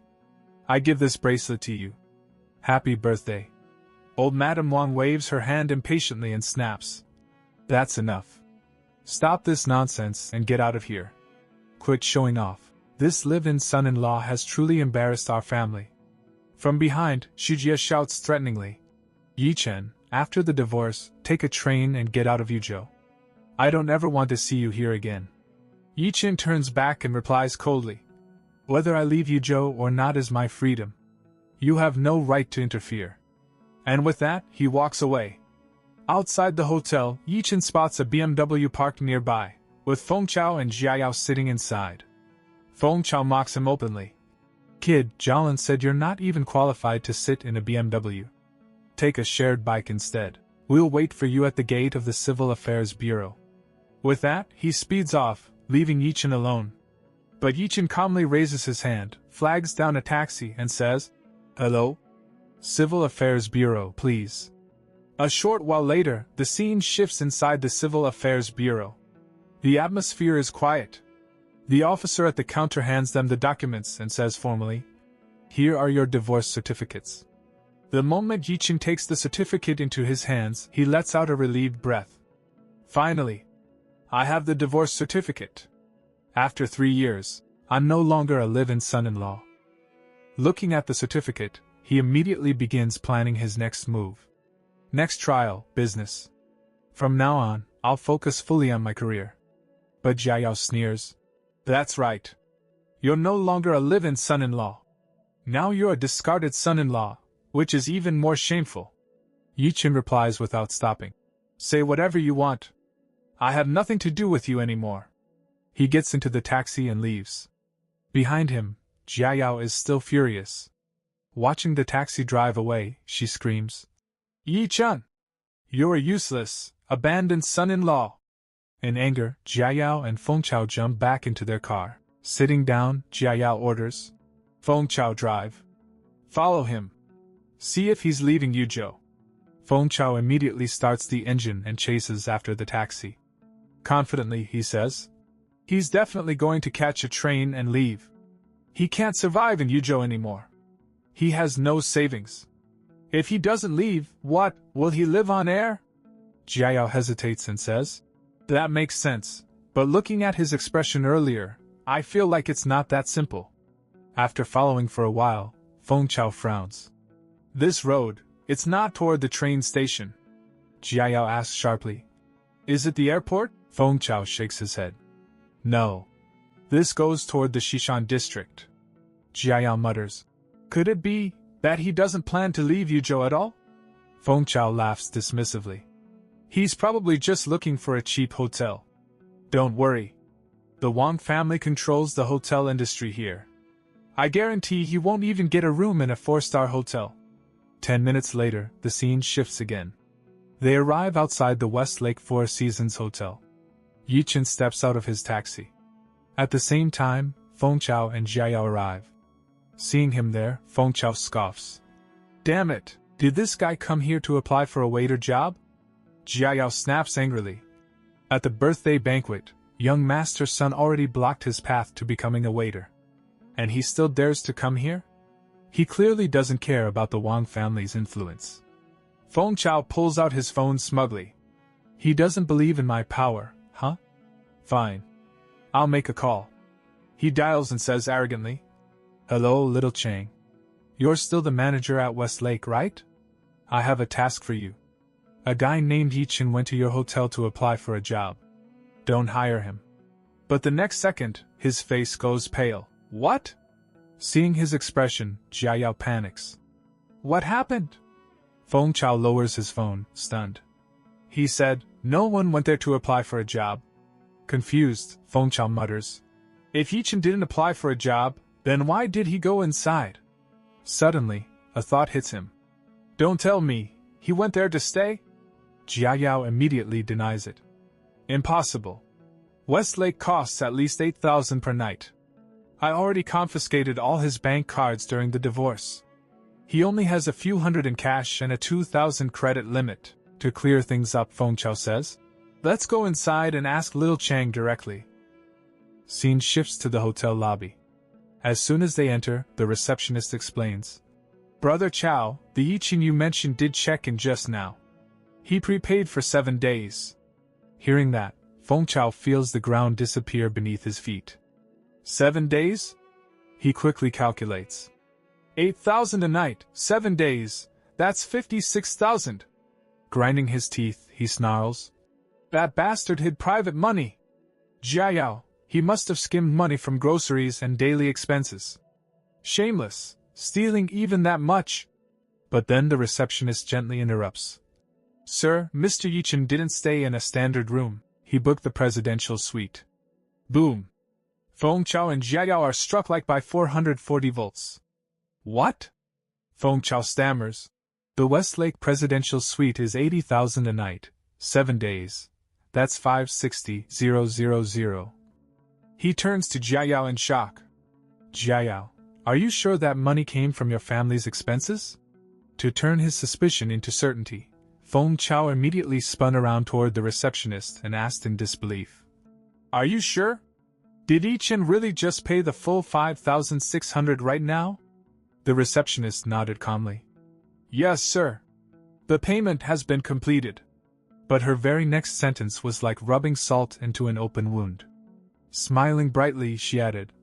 And not only that, he was so happy that he even gave me a 10,000 tip. The moment Jia Yao heard that, her anger completely exploded.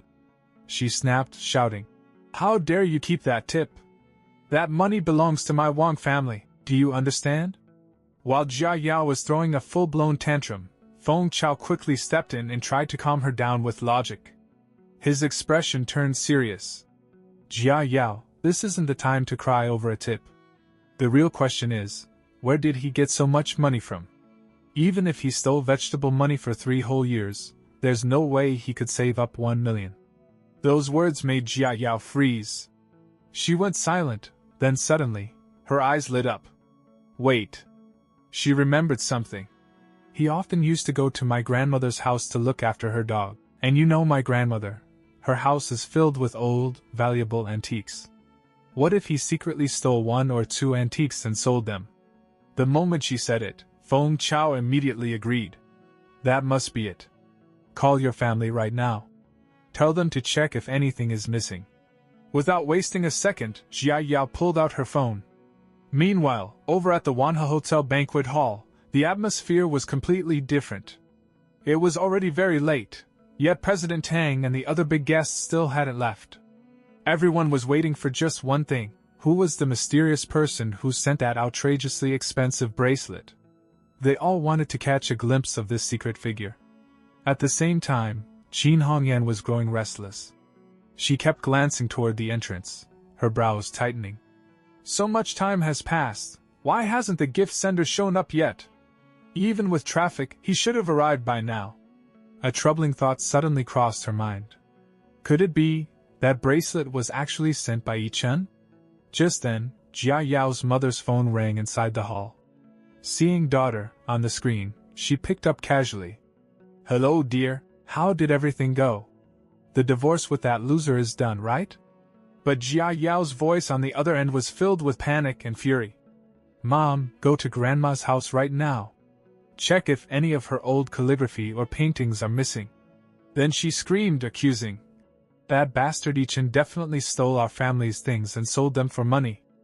Hearing this, her mother nearly lost her balance. "What?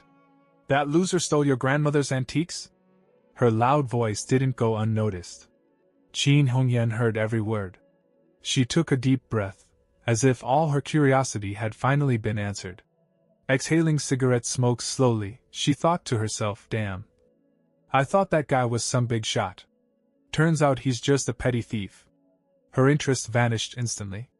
She stood up and said calmly, "Old Madam Wang, President Wang, I have some urgent matters at the company. I'll be taking my leave." Old Madam Wang immediately stood as well, speaking respectfully. "President Qin, the financing matter is now in your hands." Qin Hongyan nodded lightly. "Don't worry." And with that, she left. The moment she was gone, the rest of the guests understood. That mysterious tycoon wasn't coming tonight. One by one, they all began to leave. Once the hall emptied, old Madame Wang, furious and confused, demanded, "What did Jia Yao say? Why did she only find out after the divorce that Ye Chen stole something?" Jia Yao's mother explained angrily. "She said Ye Chen booked the presidential suite at Westlake Hotel for an entire week. He spent nearly 600,000. That's why they suspect the money came from selling your antiques." Old Madame Wang slammed her hand on the table. "That useless live-in son-in-law!" But even then, she was still thinking about the bracelet sender. She forced herself to calm down and said firmly, "The honored guest who sent that bracelet still hasn't arrived.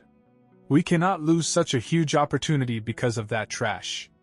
She immediately split the family into two groups. "Ji Chang, Su Xian, Yun Lian, you stay here with me. We'll wait a little longer." Then she turned to the others. "Xiao Jie, Jiyuan, Su Lan, you go to my house right now and check what's missing." Everyone answered together. "Yes." Scene shift. At the Wang family villa. Xiao Jie, Jia Yao's father, and her mother arrived and immediately began searching the house. After 20 minutes of checking every corner, nothing was missing. Xiao Jie frowned. "There's nothing gone." The uncle walked over and confirmed. "Same here. Everything's intact." "Did you find anything?" Xiao Jie fell into deep thought. "The calligraphy room is fine. This room too. That means nothing was stolen." The truth was clear. Ye Chen hadn't stolen anything. But Xiao Jie's hatred overpowered logic. He didn't want to clear Ye Chen's name. So he lied.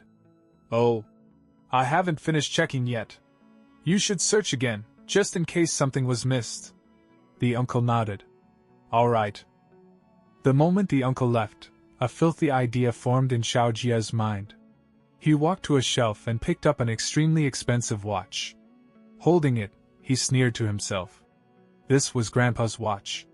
Only 48 pieces exist worldwide. Worth over 5 million. A sinister smile spread across his face. "Ye Chen, from today onward, you're the thief who stole this watch." He slipped the watch into his pocket, walked out holding the empty box, and suddenly shouted, "My room! A watch is missing!" Jia Yao's mother exploded in rage.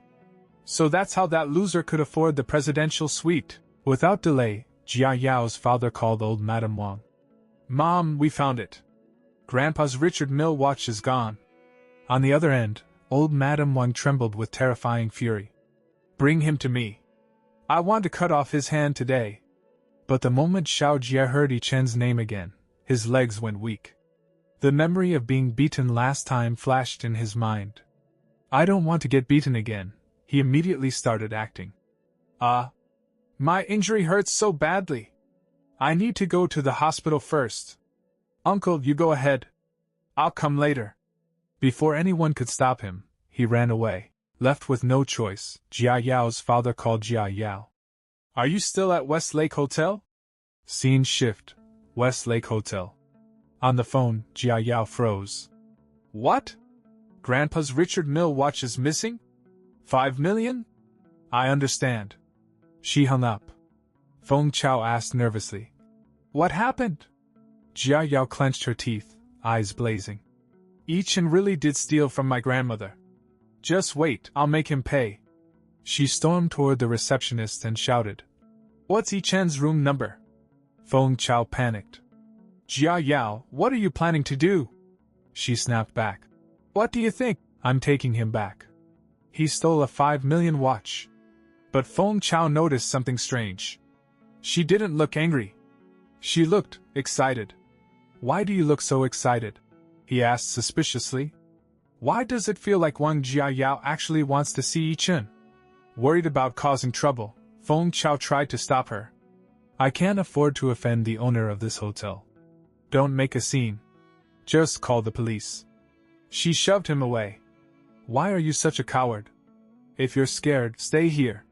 And she went up alone. Scene shift, presidential suite corridor. Jia Yao stood outside Ye Chen's door. She banged on it furiously, screaming. Ye Chen, you thief! Open the door right now! A moment later, the door opened. Ye Chen stood there, freshly out of the shower, wearing nothing but a towel. Annoyed, he said, You woman, why won't you stop bothering me? The divorce just happened and you're already here? But the moment Jia Yao saw him like that, her anger vanished. Her face turned completely red. She stammered, Why you? Hello guys, welcome back. As we saw in the previous episode, Jia Yao stormed all the way to Ye Chen's room in a rage, and Ye Chen opened the door himself. But the moment the door opened, the scene turned completely different. Jia Yao had come to fight, yet the instant she saw Ye Chen's bare upper body, his firm physique and clearly defined abs, she froze on the spot. Her eyes widened in pure shock. Inside her mind, she couldn't help thinking, so Ye Chen actually has abs. In that very moment, embarrassment and regret hit her at the same time. She even thought to herself, if I had known earlier, I would have let him stay at home shirtless during summer. Ye Chen, however, completely ignored her reaction and asked coldly, What exactly do you want? Hearing his voice, Jia Yao snapped back to reality. To hide her embarrassment, she immediately changed the topic and accused him straight out. Ye Chen, did you steal my grandma's Richard Mille watch? Ye Chen was confused. Which Richard Mille watch? Jia Yao thought he was pretending, so she said angrily, You're still acting innocent? A 5 million watch is missing from my grandma's house. It must be you. Otherwise, how could you afford to stay in a 5-star hotel's presidential suite? Even I've never stayed in a place this expensive. Listening to her nonsense, Ye Chen thought to himself, the Wang family really is something else. They take credit for all the good things, and when it comes to blame, they dump everything on me. He replied calmly, Miss Wang, I have never taken even a needle or thread from your Wang family. Stealing a watch is out of the question. Please leave. The moment he called her Miss Wang, Jia Yao felt as if she had been struck by lightning. She stared at him in shock. Miss Wang? He's never called me that before. Memories flooded back. How he used to call her my lady, wife, goddess, and promised to take her out to eat whenever he got his salary. This cold rejection and formality enraged her. She shouted, Why are you in such a hurry to kick me out? Is there another woman in your room? Ye Chen had reached his limit. He thought this woman was mentally unwell. Keeping his composure, he said, Whether there's a woman inside or not has nothing to do with you. We're divorced. If you don't leave right now, I'll call security. Jia Yao's anger exploded. How dare Ye Chen reject me? She pulled out her phone and threatened. I came to give you one last chance. To go home, admit your mistake, and accept Grandma's punishment so this matter could end here. But since you don't appreciate it, I'll file a police report. She dialed angrily. Don't blame me later. For stealing 5 million, you'll get more than 15 years in prison. Ye Chen ignored her threats and shut the door.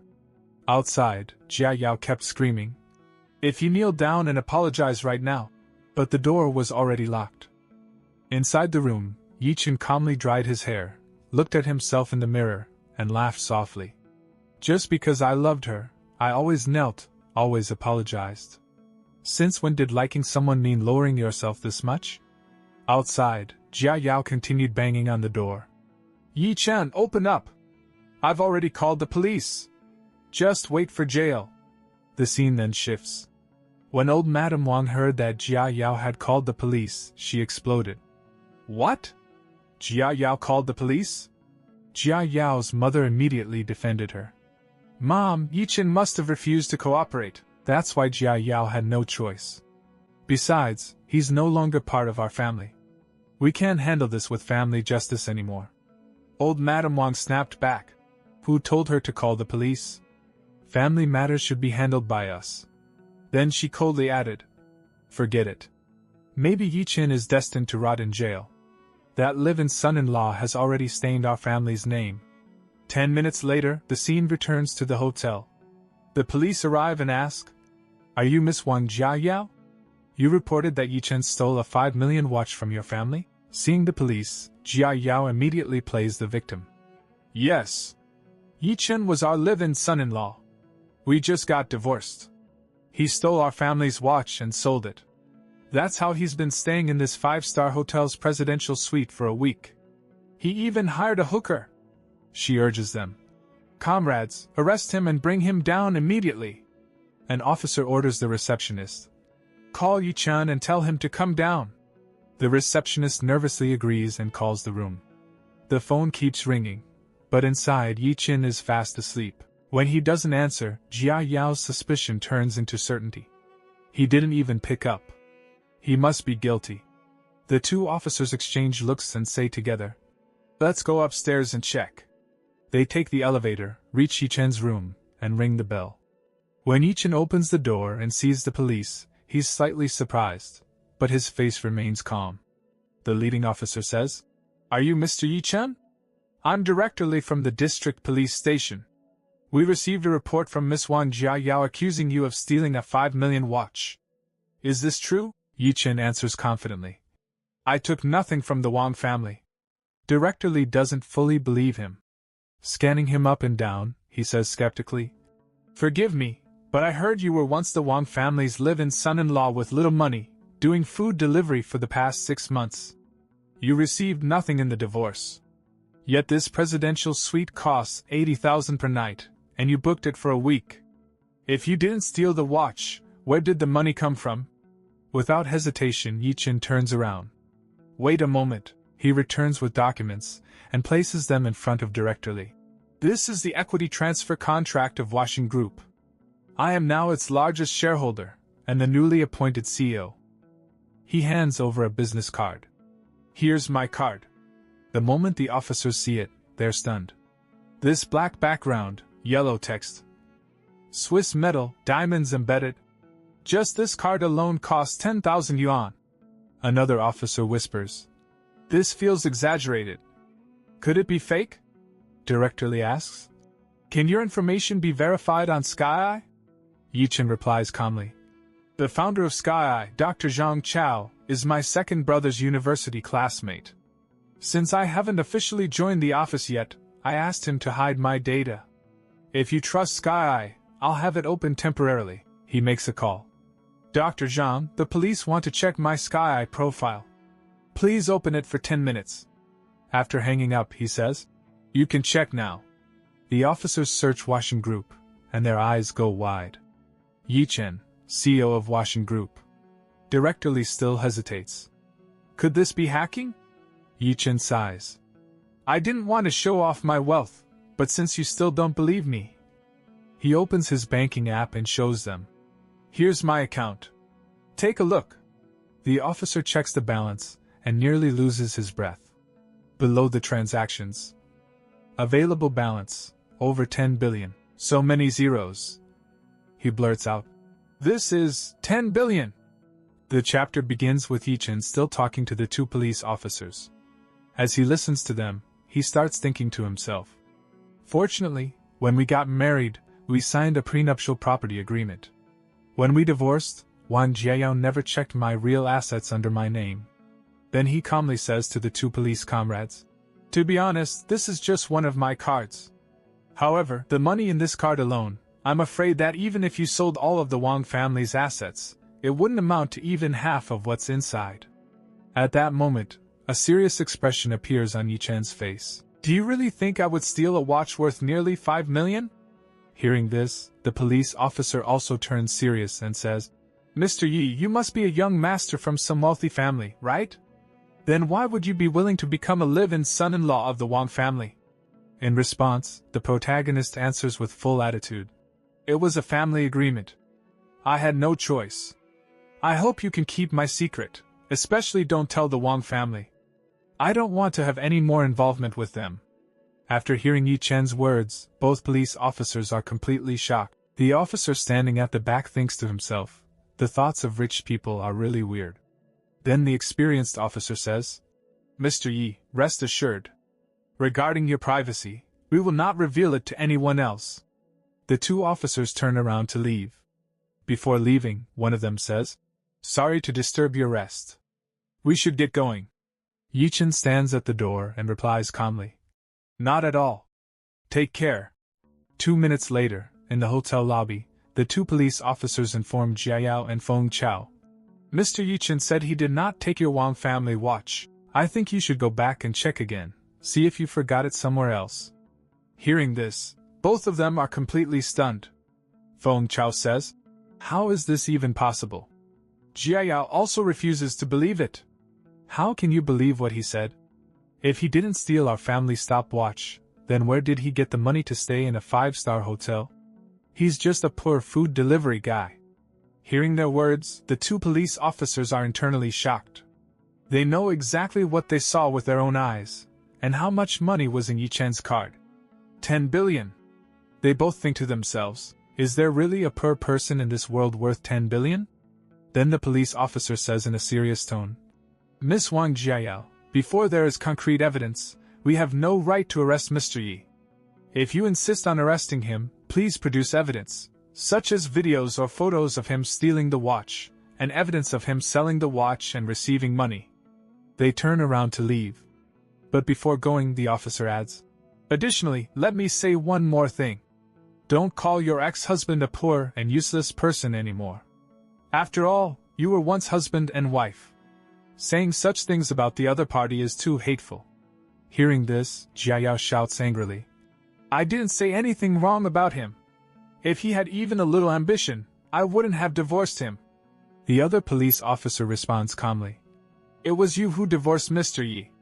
He almost laughs, because he knows the truth about Ye Chen, while Jiayao knows nothing. Jiayao says arrogantly, That's right.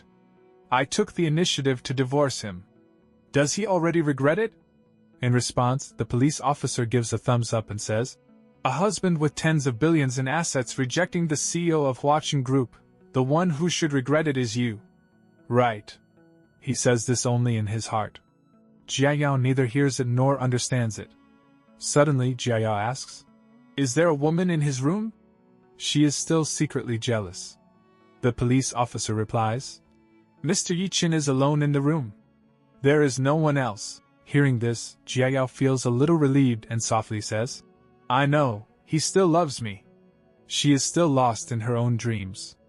The police officers leave. Feng Chao frowns and says, Why did they come down from upstairs and become so polite to Ye Chen? Suspicion starts to rise in his heart. Just then, Jiayao's phone rings. It's Wang Shiji calling. She's slightly surprised but answers it.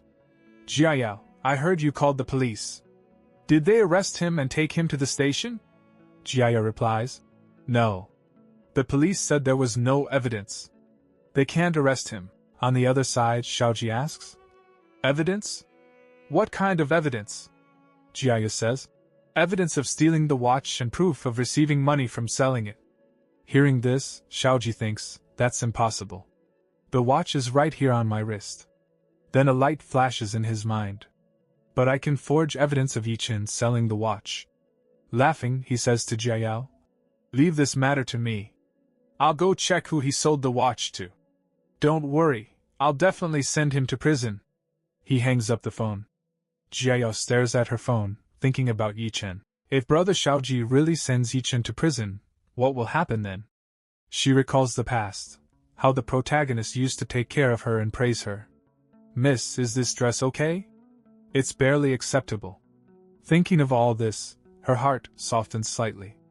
But beside her stands Feng Chao, whose mind is full of perverted thoughts.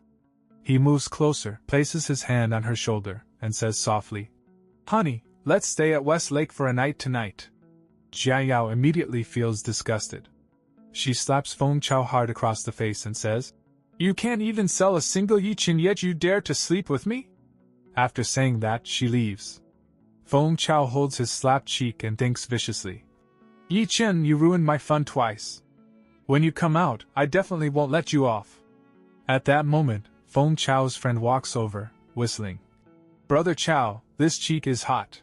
Before he can finish, Feng Chao grabs him by the collar and threatens coldly, "Once Ye Chen leaves the hotel, notify me immediately." His friend is frightened but nods quickly. The next day, at 6 a.m. the protagonist walks out of his room. This time, as soon as the two receptionists see him, they are completely shocked. Ye Chen is wearing a full black suit, looking exactly like a business tycoon. They think to themselves, dominating CEO, completely different temperament from yesterday. Love it. Don't know who's lucky enough to be his wife. Ye Chen leaves the hotel. The moment he steps out, Feng Chao's friend calls and reports that Ye Chen has left. He starts following him. Ye Chen gets into a taxi. Behind him, a black car follows closely. "Brother Feng, I'm following that kid." The car is heading toward the city center. 20 minutes later, Ye Chen gets out of the taxi. In front of him stands a huge building. He walks forward confidently. But in his mind, he thinks about Qin Hongyan. "Yesterday, you cut off my livelihood. I wonder what your attitude will be when you see me today." Meanwhile, Feng Chao talks to his friend. "You said Ye Chen went to the CBD building where Pushing Group is located? What is he doing there?" Suddenly, he recalls something. Yesterday, President Qin said she wanted to cut off all his livelihood. Is Ye Chen going there to take revenge? A wicked smile appears on his face. Good opportunity. Maybe I can get close to that great beauty, Qin Hongyan. He immediately calls President Qin. She answers, "Who is this?" "President Qin, I'm Feng Chao. Yesterday, at old Madame Wang's birthday banquet, I toasted you." She recognizes his voice and says, "Young Master Feng, calling so early, what's the matter?" Feng Chao says urgently, "President Qin, you still remember the Wang family's live-in son-in-law Ye Chen, right? Yesterday, we supported the Wang family together and cut off his livelihood. That kid ran to your company building early this morning. I guess he wants revenge." President Qin replies calmly, "Don't worry. The building has access control and security. He can't get upstairs." Feng Chao quickly adds, "The people I sent told me that kid has a guard in his hand and already passed the access control. He might be heading to your company floor right now. If you go up, your life might be in danger." Hearing this, President Qin becomes suspicious. "What? How could he have our company card?" This part begins with Feng talking to President Qin. "That kid installed the Wang family watch and sold it for 5 million. He's rich now. Your company has so many people sending a little money just to buy an access card. Isn't that strange? I'm very worried about you, President Qin. You are so beautiful. If that bastard tries to hurt you with a knife, how heartbreaking that would be." On the other side, President Qin calmly replies, "Thank you for your reminder. I will send someone to check the company right now." Hearing this, Feng practically starts drooling. Dirty thoughts fill his mind. "I'll also go to your company to help you right away, Sister Hongyan." Meanwhile, President Qin calls her colleague. Rong, go to the company immediately and see if there are any suspicious people. If there are, call the police immediately." "Yes, President." Half an hour later, Huaseng Group. Inside the company, a girl walks in. The security guards greet her with, "Good morning." She replies politely. She is Secretary Zhao. She is Qin Hongyan's personal secretary, Zhao Rong, and she looks absolutely stunning. She walks toward the top floor, heading to the elevator. The security guards blush as they watch her. Their perverted nature is obvious. Secretary Zhao is so sexy, and still pure. although far less sexy than President Qin, but she wins in approachability. Rong Rong suddenly pushes open the office door and shouts, "Who are you? How did you get into our company? What do you want?" The protagonist gives her a side glance. He is dressed in a perfect suit, looking like a true boss. No tension on his face. Calm. Composed. Full aura. "Who are you?" he asks coolly. Rong Rong adjusts her glasses confidently. "I am President Qin's personal secretary, Zhao Rong Rong." Hearing this, Ye Chen looks at her carefully. "Qin Hongyan is a woman? Why does she like this type of secretary? Isn't this usually a man's preference?" Then a dangerous thought crosses his mind. Could Qin Hongyan be a lesbian? Wow.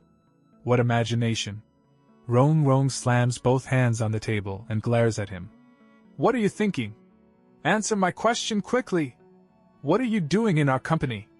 The protagonist responds seriously. "I am Ye Chen. I am the new president of this group." The moment Rong Rong hears this, shock, she panics immediately. "I'm sorry, President Yi. I was too stupid. The one who has the key to open this door must be you, Mr. President. Please forgive me. President Qin said a suspicious person was coming, so Ye Chen doesn't pay much attention. He focuses on his work. But in his mind, he thinks, "Damn. The Wang family people are following me like lingering ghosts. Alright. You can leave." Rong Rong lowers her head softly and nods. Then Ye Chen adds casually, "Oh right. I heard President Qin is the #1 beautiful female president in Yuzhou. If she comes, tell her to come to my office immediately. I want to see just how beautiful our company's vice president is." After hearing this, Rong Rong goes to the restroom and calls Qin. On the other side, President Qin is driving fast toward Huaseng Group. "How is it? Are there any suspicious people in the company?" Rong Rong replies, "The suspicious person you mentioned is President Yi. The new president of our group has arrived. And he said he wants to see you." Qin is completely shocked. "What? President Yi is at the company?" She presses the accelerator harder. "I must get there quickly." 10 minutes later, CBD lobby. Rong Rong calls out from behind. Qin turns around. They walk together toward the office. "Where is President Yi?" Qin asks. "He's in the office. He said he wants to meet you immediately." As they walk, Qin notices female employees touching up their makeup. "Why is everyone here so early today?" The receptionist posted in the group chat that the new CEO is here, and he's super handsome. So everyone rushed over. Qin gives a side glance. "Oh? How handsome?" Rong Rong's eyes sparkle. Her cheeks blush. "More handsome than male celebrities. Very young. Looks about 23 years old." Qin frowns slightly. "So young?" She thinks. "It's already rare that I became vice president at 32. Is the president really that young?" She turns and says, "Tell everyone to be professional. Don't be love-struck. He is our president. He will look down on us." Rong Rong's eyes shine again. "How could we be worthy of President Yi? A dominating CEO like him, only President Qin is worthy of him." As they move forward, female employees whisper, "President Yi called you the #1 beautiful female president in Yuzhou. Maybe he came here just to see you." "Don't talk nonsense," Qin says confidently. "I've been in Yuzhou's business circle for years. There's no man Qin Hongyan, can handle. Just a 23-year-old little boy." Inside her heart, she thinks, "There is nothing I cannot resolve once I take action." Employees recall how a previous billionaire CEO once couldn't be controlled, but after Qin stepped in for just 2 minutes, he behaved like a servant. Now, Qin even applies lipstick. The employees whisper excitedly. Later, leave the door slightly open. "We want to see how you tame this new president again. Make him kneel and put on your shoes. We want to see that classic scene again." Qin finishes her makeup and walks toward the office, confident. But she has no idea. The calm before the storm is over. A huge explosion is about to happen. She reaches the office door. "Come in." She opens it. A young man is sitting in a chair facing the window. His back is toward her. She hasn't seen his face yet. President Yi, I am the company's vice president, Qin Hongyan. Even from the side profile, his jawline looks like a Korean star. Handsome. Familiar. Deja vu? He slowly turns around. Outside the door, employees peek inside. I wonder if President Yi will get a nosebleed seeing President Qin's beauty. Maybe he'll kneel immediately and call her queen. They laugh quietly. But the moment Qin sees his face. Shock. It's Ye Chen. Pure handsome. Cold aura. She recognizes him instantly. It's Ye Chen. Her mind goes blank. Her knees give out. She drops to her knees. Speechless. Completely stunned. Outside, the employees are frozen in shock. Why did President Qin kneel instead? Rong Rong is also shocked. The office door is open. Hello guys, how are you all? Welcome back to another explosive episode. As we saw in the last episode, the moment Qin Hongyan walked in and saw Ye Chen, she was so terrified that she immediately dropped to her knees. Watching this shocking scene, her secretary Rong Rong was completely stunned. Hiding at a distance, she thought to herself, how is this possible? It shouldn't be President Yi bowing to President Qin, but President Qin kneeling in front of President Yi. Before she could process it, Ye Chen's gaze suddenly shifted toward her. Afraid of being caught, she and the other girls screamed and ran away. As soon as they left, an awkward silence filled the office. On the floor, Qin Hongyan sat stiffly, her heart pounding wildly in her chest. Breaking the tense silence, Ye Chen looked at her and said with a faint smirk, President Qin, why did you kneel the moment you saw me? I can't accept such a grand gesture. His sarcastic tone made her feel even more embarrassed. Inside her head, she fumed. If you can't accept it, then why haven't you helped me up yet? This is so humiliating, and this position is beyond awkward. In frustration, she cursed the Wang family in her mind. If not for them, she wouldn't have offended her own boss like this. Finally, gathering her courage, she apologized sincerely. President Yi, I was wrong. Please forgive me for what I said yesterday. Ye Chen leaned slightly closer, lowering his voice near her face. Oh, now I remember. Yesterday, didn't you say we were lovers? Before Qin Hongyan could even react, Ye Chen suddenly stepped forward and pulled her tightly into his arms. Her eyes widened in shock. A soft gasp escaped her lips. Holding her close, Ye Chen inhaled her fragrance and thought to himself, so soft, and she smells incredible. No wonder so many men are crazy about this woman.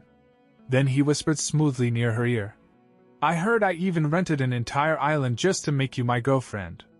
So, which island was it? Her face flushed bright red. In a trembling voice, she said, I'm sorry. I was wrong. Only then did Ye Chen finally release her. All right. Stand up first. Then we'll talk. He stepped back and ordered calmly. Close the curtains. If the other employees see this, it won't look good. Qin Hongyan immediately stood up and obeyed. Once the situation settled, Ye Chen sat in the boss's chair, flipping through a file. President Qin, yesterday you said you would block all my ways of making a living in Yuzhou. Now I am the president of the company, your boss. Tell me, how exactly are you planning to blacklist me now? The air in the room turned heavy. Hesitating, she replied, I truly didn't expect someone of your status to become the Wang family's live-in son-in-law. She lowered her head but spoke firmly. I know my mistake can't be undone. Whatever punishment you give me, I will accept it. If you want to slap me, I'll step forward. If you want to scold me, I'll listen. If you want to fire me, I'll pack my things and leave immediately. Her fearless attitude impressed Ye Chen slightly. He thought, this woman, she's not simple. She doesn't panic in front of problems. She takes responsibility. After a long silence, he finally relaxed. I had no intention of firing you. His expression softened. Yesterday, you were the only one who gave me a way out. If I really were just an ordinary live-in son-in-law, you would have been my benefactor. Relief finally appeared on her face. Thank you, President Yi. From now on, I will serve you wholeheartedly. But Ye Chen's expression turned serious again. I can forgive you. But at yesterday's banquet, those who tried to cut off my livelihood, I won't spare a single one, she responded softly. You can just call me Hong Yan. Without hesitation, he ordered. Hong Yan, gather all the information on everyone who tried to block me yesterday. She nodded immediately. At that moment, she understood. A storm was about to sweep through Yuzhou's business circle. Half an hour later, she returned with files. This contains everything you asked for, President Yi. Inside was the full history of Fang Chao. Seeing the name reminded Ye Chen of the mockery from Wang Jiayao, who once said, "Look at Fang Chao. His family has nearly 10 billion in assets. How can a loser like you compare?" Ye Chen asked calmly. I heard the Fang family is considered first class in Yuzhou. Around 10 billion in net worth? Qin Hongyan clarified. 2 years ago, yes. But now their business has collapsed. They're barely worth 3 billion. They're not much better than the Wang family. She added that the Wang family was seeking 70 million in financing from their company. I'll return all the benefits they offered me and cut them off. But Ye Chen stopped her. These are separate matters. Bring me the project proposal. I want to review it. She immediately agreed. Meanwhile, outside the company, Fang Chao arrived with a smug smile. He wondered if President Qin had already handled Ye Chen. Suddenly, a girl approached him flirtatiously. Young Master Fang, don't you remember me? That night at Link's bar. Realizing he might have gotten drunk that night, he forced a smile. Oh, of course I remember. A plan began forming in his mind. Soon, they reached the upper floor. There, Rong and the others were gossiping excitedly. The moment President Qin saw him, she knelt instantly. Suddenly, Fang Chao barged in. Where is President Qin? Without waiting for an answer, he stormed into the office without knocking. Seeing Ye Chen inside, he shouted, Ye Chen! You shameless live-in son-in-law! So you're hiding here? Qin Hongyan stood up angrily. Who allowed you in? Ignoring her, Fang Chao pointed at Ye Chen. Are you planning revenge on President Qin? Then he changed his tone, pretending to be heroic. Don't worry, Sister Hongyan, I'll throw this trash out right now. The next second. Slap! Qin Hongyan stepped forward and slapped him hard across the face. Who is your sister Hongyan? Call me President Qin. Hello guys, how are you all? Welcome back to a brand new episode. As we saw in the previous episode, Feng Chao had already arrived at Ye Chen's company. The moment he saw Ye Chen there, he started talking nonsense, and at the same time he addressed Qin Hongyan as sister. But before he could continue, Qin Hongyan suddenly lost her temper and pulled him in for a hard slap across the face. After receiving that loud slap, Feng Chao was completely stunned. Stammering, he quickly corrected himself. As Sister Hongyan. I mean President Qin. His mind was in total chaos. He kept wondering what exactly was going on here. What shocked him the most was that Qin Hongyan and her subordinates showed absolutely no surprise at seeing Ye Chen there. In the middle of this confusion, Feng Chao's brain came up with a ridiculous misunderstanding. He convinced himself that Ye Chen had come here to become a bodyguard. Pointing at Ye Chen, he suddenly shouted that he finally understood everything. He loudly declared that Ye Chen hadn't come to take revenge on President Qin. Instead, he had come to beg and become her bodyguard. Hearing all this nonsense, Ye Chen simply stood there quietly. In his heart, he wondered what kind of brain this fool Feng Chao had. What kind of absurd rubbish was he spouting? But Feng Chao's imagination was running wild. He recalled that earlier someone had mentioned kneeling. So in his twisted logic, Ye Chen must have knelt before Qin Hongyan, apologized to her, and begged to become her bodyguard. Feeling proud of his deduction, Feng Chao mocked Ye Chen. He reminded everyone that at yesterday's birthday banquet, President Qin had asked Ye Chen to become her bodyguard, but Ye Chen had refused. At that time, Feng Chao had even thought Ye Chen had some backbone. But now, he sneered, he never expected Ye Chen to wake up early in the morning, dress up like a dog in a bodyguard suit, and come running here to kneel and beg to stay by President Qin's side. After spitting out all this garbage, Feng Chao turned to Qin Hongyan and said she couldn't possibly agree with this. He reminded her that just yesterday at the banquet, she had promised to cut off all of Ye Chen's livelihood, and block every path for him. The moment she heard this, Qin Hongyan's anger shot through the roof. In her mind, she labeled Feng Chao a complete idiot. Rong Rong, who was standing nearby, heard everything and was shocked. She wondered if President Qin really wanted to block all of Ye Chen's ways to survive. But before that doubt could grow, Qin Hongyan exploded in rage and slapped Feng Chao a second time. "When did I ever say that?" she shouted furiously. Still burning with anger, she ordered Rong Rong to throw this man out immediately. From today onward, he was not allowed to step into her company ever again. And any employee who had let him come upstairs would be fired on the spot. After receiving the clear order, Rong Rong immediately agreed.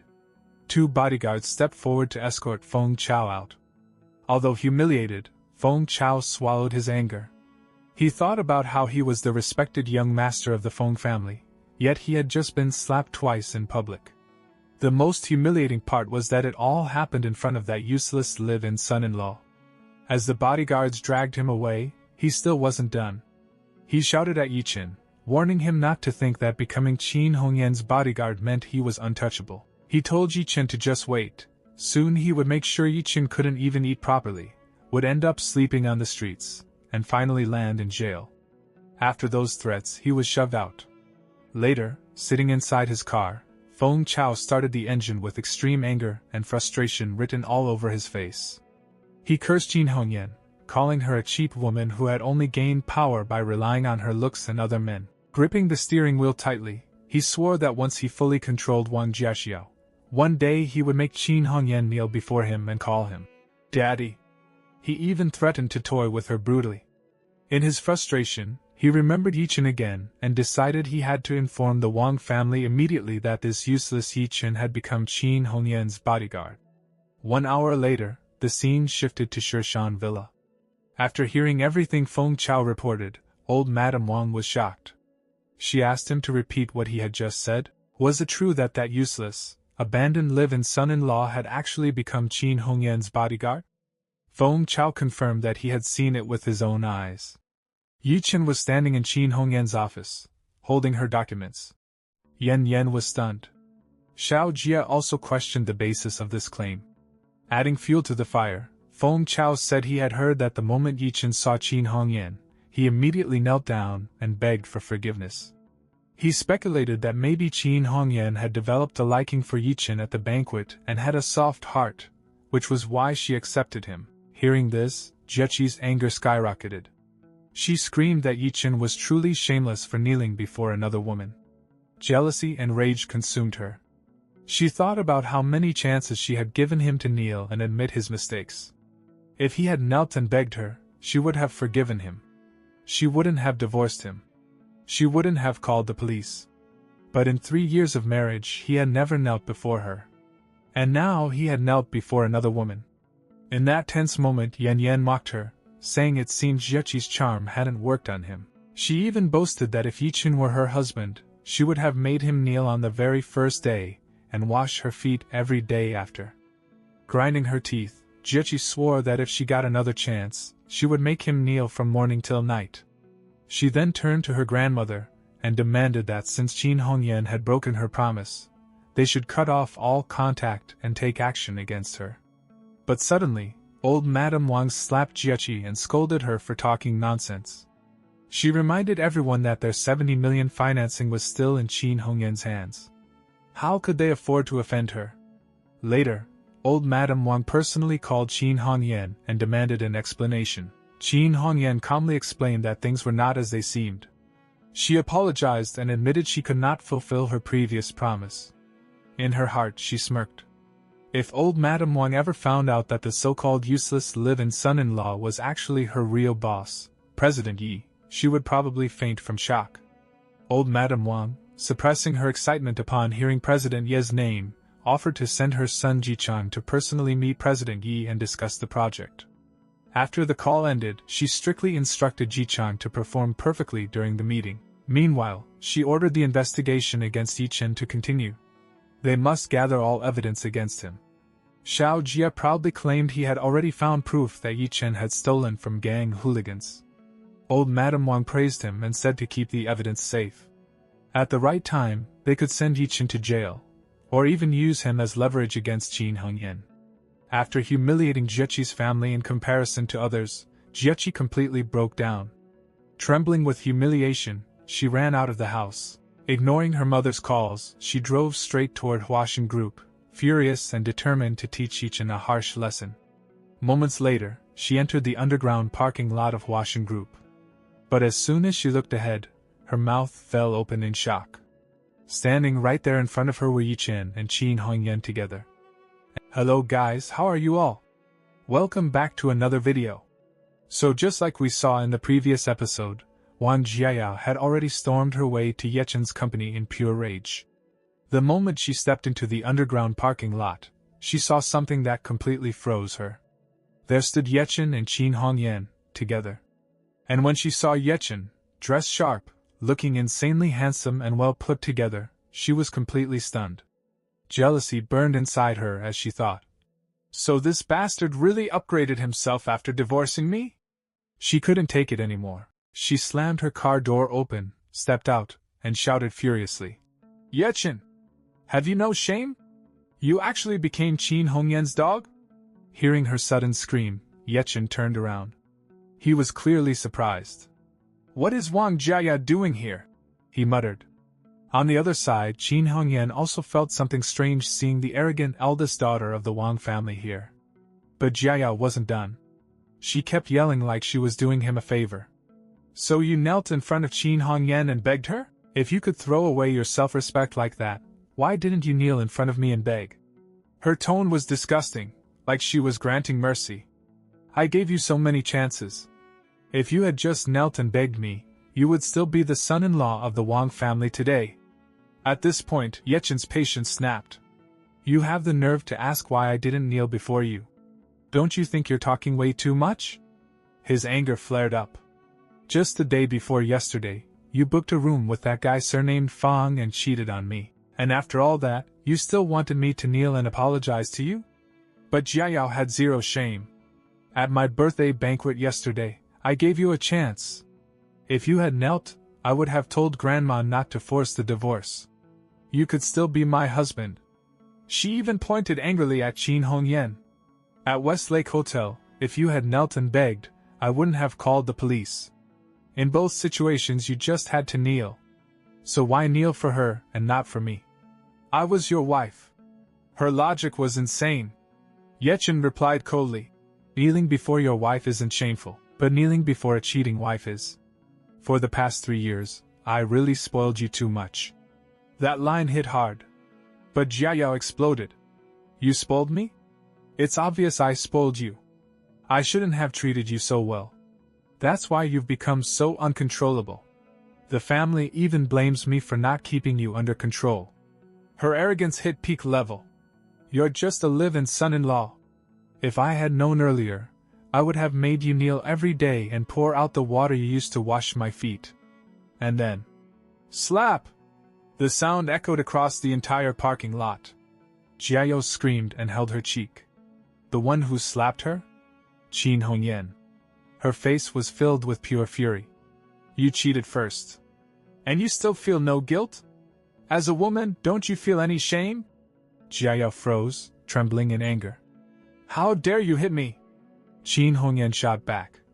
If I hit you, I hit you. Do I need to pick a special day for it? Jiayao screamed again. You stole my man and now you hit me? Seeing things escalate, Ye Chen stepped forward and gently held Qin Hongyan's shoulder. Forget it. Then he turned to Jiayao and said clearly. You should leave. I'm not your man anymore. That line destroyed her pride. Inside, Jiayao thought obsessively. Even if this Wang family's dog isn't mine anymore, I won't let anyone else have him so easily. Her twisted obsession kicked in. I order you to resign from Wanxing Group right now. You don't need to be Qin Hongyan's bodyguard anymore. Then she tried to flex money. She pays you 200,000 a year? I'll give you 500,000. And that's when Qin Hongyan burst out laughing. You want to buy Ye Chen for 500,000? She couldn't stop laughing. Even if you add another zero to that amount, it still wouldn't be enough. Jiayao's eyes widened. Wait, his salary isn't 200,000? Is it 5 million? Has Qin Hongyan gone crazy? Before she could process it, Qin Hongyan calmly told Ye Chen. Let's go. As they walked away, Jiayao panicked. Ye Chen, stop! She ran up and grabbed his arm tightly. You must resign today. Wang Xiaojia already has proof that you sold that watch. If it gets to the police, you're going to jail. Then she made her final offer. If you leave Qin Hongyan and return to the Wang family as my personal bodyguard, I can make Wang Xiaojia drop everything. But Ye Chen rejected her immediately. Thank you for your kindness. But I can't be your personal bodyguard. Then he added coldly. I can't protect someone who books rooms with other men in front of my eyes. That brutal truth made her explode again. But Ye Chen didn't care anymore. He calmly got into his car. If Wang Xiaojia really has evidence, let him file a case. I don't care. And with that, he drove away. Jiayao screamed behind him. Ye Chen, you're not allowed to leave. But he was already gone. Standing there shaking in rage, jealousy twisted her thoughts. There's no way Qin Hongyan spends 5 million just for a bodyguard. Could she be using him as her lover too? Her suspicion deepened. And just like that, jealousy turned into obsession. Jiayao stood there shaking with rage. Inside her head, jealousy twisted into something ugly. So what, Qin Hongyan? Even with a rich CEO boyfriend like President Yi, you're still chasing other men? And you dare say I have no shame? The truth is, you're the most shameless one. The thought made her even angrier. And Ye Chen, that bastard, is no better. He knows she already has a boyfriend, yet he's still willing to become her lover. Just thinking about it makes my blood boil. Her pride wouldn't let it go. In what way am I inferior to Qin Hongyan? What does she have that I don't? Her obsession deepened. Scene shift, Yunjiao 7th Street. This wasn't just any place. 7th Street was the most infamous slum area in Yunjiao. Public security here was chaotic and unreliable. On one side, poor families struggled to survive. On the other, ruthless mafias and underground dons built their nests. In Yunjiao's underworld, everyone knew one saying: whether the city is in peace or chaos, the final decision always belongs to Brother Gue. And there was one terrifying rule. Whenever Brother Gue walked out holding a bag in his hand, it meant only one thing. Inside that bag was either a human head or a sharp blade. And now, Wang Xiaojia arrived at this dangerous place. He stepped forward respectfully. Hello, Brother Gue. Brother Gue greeted him in a rough, gravelly voice. Ah, young Master Wang. Welcome. Forgive me for not coming out to receive you. After a few formalities, Xiaojia went straight to the point. He opened a box and revealed a luxury watch. I came to make a deal. He lifted it slightly. This is a Richard Mille watch worth over 5 million. I'm willing to sell it to you at a special discounted price, 4.5 million. Then came the condition. But you cannot say I sold it to you. You must tell everyone that a man named Ye Chen sold it. Brother Gue's sharp eyes narrowed. He stared at the bruise on Xiaojia's face. The injury on your face? That Ye Chen boy did it, didn't he? Xiaojia clenched his fist. Brother Gue guessed correctly. He's just a live-in son-in-law from my second uncle's family. Our family doesn't want to escalate this for reputation's sake. But I can't swallow this humiliation. I must send that bastard to jail. Despite his confidence, Brother Gue calmly refused. I can't help you. He exhaled smoke slowly. Master Lu strictly warned me, never interfere in other people's family matters. What if we help you, and later you reconcile? We'll be the only ones left carrying the blame. Xiaojia panicked. That won't happen. Ye Chen has already divorced into our Wang family. And who is this Master Lu anyway? Why do you have to listen to him? The moment Master Lu was disrespected, one of Brother Gue's subordinates exploded. Bastard. Master Lu is Brother Gue's boss. Xiaojia was visibly shaken. Brother Gue spoke calmly. Master Lu is my guide. Without him, I wouldn't even exist in the underworld. His words are like a king's decree to me. Find someone else for this job. Xiaojia's desperation grew. I'll sell it for 4 million. No reaction. 3 million. You can resell it and easily make 2 million profit. That number made Brother Gui's steps stop. His face slowly turned. A dangerous red greed flickered in his eyes. He smirked. Master Lu also said, in the underworld, never go against money. He chuckled darkly. The sky is big. The earth is big. But nothing is bigger than making money. Young Master Wang. I'll take the job. And just like that, the deadly deal was sealed. Scene shift, back to Ye Chen and Qin Hongyan. They were driving. Silence filled the car. Then suddenly, Ye Chen broke it. From now on, without my permission, you're not allowed to hit Wang Jiao again. Qin Hongyan was slightly startled. Inside, a thought crept in. Does President Yi still care about his ex-wife? She couldn't hold it in anymore. President Yi, after everything she did to you, do you still not hate her? Hello guys, how are you all? Welcome everyone to this new video. So, as we saw in the previous episode, Ye Chen suddenly warns Qin Hongyan and tells her that from now on, without his order, she is absolutely not allowed to hit Wang Jieqi again. Hearing this sudden warning, Qin Hongyan is badly shocked for a moment, and she starts thinking in her heart whether President Yi still feels so much pain and attachment for his ex-wife. As soon as this thought comes to her mind, she cannot stop herself from asking and directly says to him, President Yi, that woman treated you so badly. Don't you still have even a little hatred toward her? At her words, a light silence spreads there, and then Ye Chen answers her. Hatred and love are two sides of the same coin. Hating her is exactly like loving her. Is there really any difference in it? Hearing such deep and mature words from Ye Chen, Qin Hongyan becomes completely impressed. Looking at him, she starts thinking in her heart that as expected, he truly is the young master of a big family. Whether it is his understanding or his mindset, nothing about him can be underestimated. She feels herself falling even more for Ye Chen's personality. She thinks he is so handsome. His family is so rich, and his thinking is completely different and above everyone else. Along with that, he is such a generous and loving person toward women. Thinking all this, a light shy smile appears on Qin Hongyan's face, and she makes a promise to herself that since Wang Jieqi did not value such a diamond, then she herself will be the one who makes this man hers. After a short while, the scene shifts, and we see that Ye Chen and Qin Hongyan have reached a new location called Golden Pavilion Temple. Both of them stand among the beautiful scenery and start talking. Ye Chen, in a slightly serious tone, asks whether the Wang family is planning to build their first-class private residence right here. Saying this, he recalls in his mind the project details. This is the same project for which the Wang family is asking financing from Washing Group. This so-called first-class private residence is actually a special housing designed only for top-level and first-class families. At his question, Qin Hongyan nods her head and, looking at the surroundings, says that yes, this is exactly the place. She further explains that this place has the most gardens in Yuzhou, and along with that, there is a whole mountain of red maple trees here. The people living here can comfortably picnic in those maple forests. Not only that, Yuzhou's only natural hot spring is also present at this place. After explaining all this, she says that although the location is really very good, President Yi, do you truly intend to give them money for this project?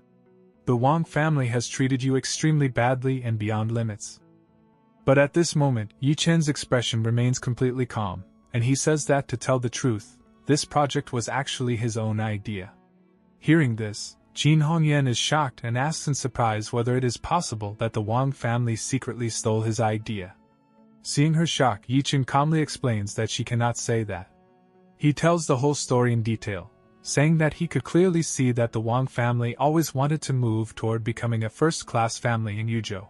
But after Wang Jieqi's grandfather passed away, Wang Jiqiang and Wang Ziyuan both turned out completely useless and incapable. They kept fighting among themselves just to obtain the little remaining family property. Because of this, he thought about this project for the Wang family. His plan was that through this project, without increasing their own family strength, they could easily control other first-class families. And the method was to specifically design a set of private residences for them. Ye Chen further tells that he had told this powerful idea to Wang Jieqi. Then Wang Jieqi directly went and told old Madame Wang. Old Madame Wang immediately accepted the project but showed partiality and handed the entire project to Wang Jiqiang. After hearing all this truth, Qin Hongyan wisely says that this means the Wang family truly prefers and favors Wang Jicheng's side of the family. She falls into thought and says that in the end, they still give more importance to men than women. Deep down, they believe that Wang Jiechi does not have any right to expand or claim authority over the Wang family business. After realizing all this, Qin Hongyan says in a soft tone that only on this one matter, she truly feels a lot of sympathy for Wang Jiechi. At her reaction, Ye Chen looks slightly gloomy and nods, saying yes, Wang Jiechi has always been looked down upon by her family and never respected. Her parents also always put a lot of pressure on her. And despite all this, her family arranged a live-in son-in-law like him for her. But tension rises again when Qin Hongyan remembers old matters and, making an angry face, says that even if all that is true, it still cannot be an excuse for her betrayal. Silence spreads again. Then Ye Chen steps forward and, in a very soft and romantic way, removes a red maple leaf that had fallen on Qin Hongyan's hair. Looking into her eyes, he calmly says, "Hongyan, come with me, let's go have a drink." After this, the scene directly shifts to a bar. There, at a table, Wang Jiechi is sitting with a female friend. She looks in very bad condition and shouts in anger and frustration that she just wants to drink. Her friend's name is Song Hongyi. Calling her, Jiechi says, "Hongyi, drink with me." Seeing her friend in such a restless state, Song Hongyi asks with concern what happened to her today, why she is drinking in broad daylight, and who dared to bully her. She tells her to say the name, and she will go immediately and teach that person a lesson. Seeing this support, Wang Jiechi's anger bursts out even more. She irritably says that it is all because of that dog Qin Hongyan. She really slapped her on the face. She did not even provoke her. She was just scolding her useless and disappointing husband. So what right did she have to raise her hand on her? Then she shouts that what importance does she have to that useless Ye Chen that she interfered? Seeing Jiechi like this, Song Hongyi explains logically that before hitting a dog, one must always look at its owner. Now her ex-husband has basically become Qin Hongyan's dog, so obviously she would not allow her to humiliate him like that. Hearing this, Jiechi says that she only cheated once in her life, and in today's era which beautiful woman has never cheated?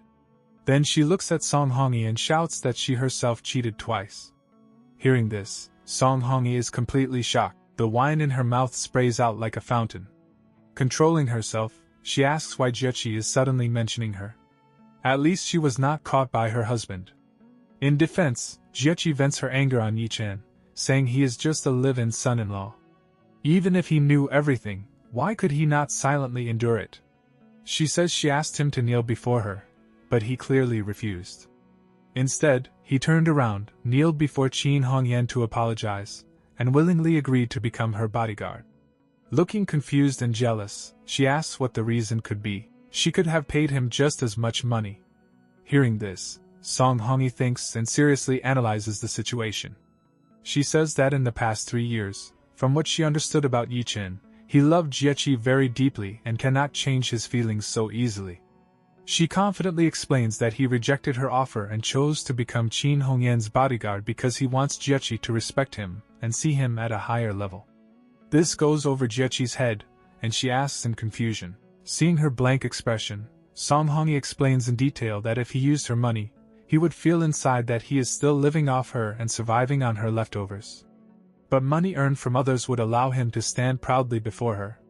She concludes that Ye Chen wants to go out into the world, build a big name for himself, prove himself worthy of her, and then one day return and propose again. After hearing this explanation, Jiechi's eyes shine. All her tension disappears instantly.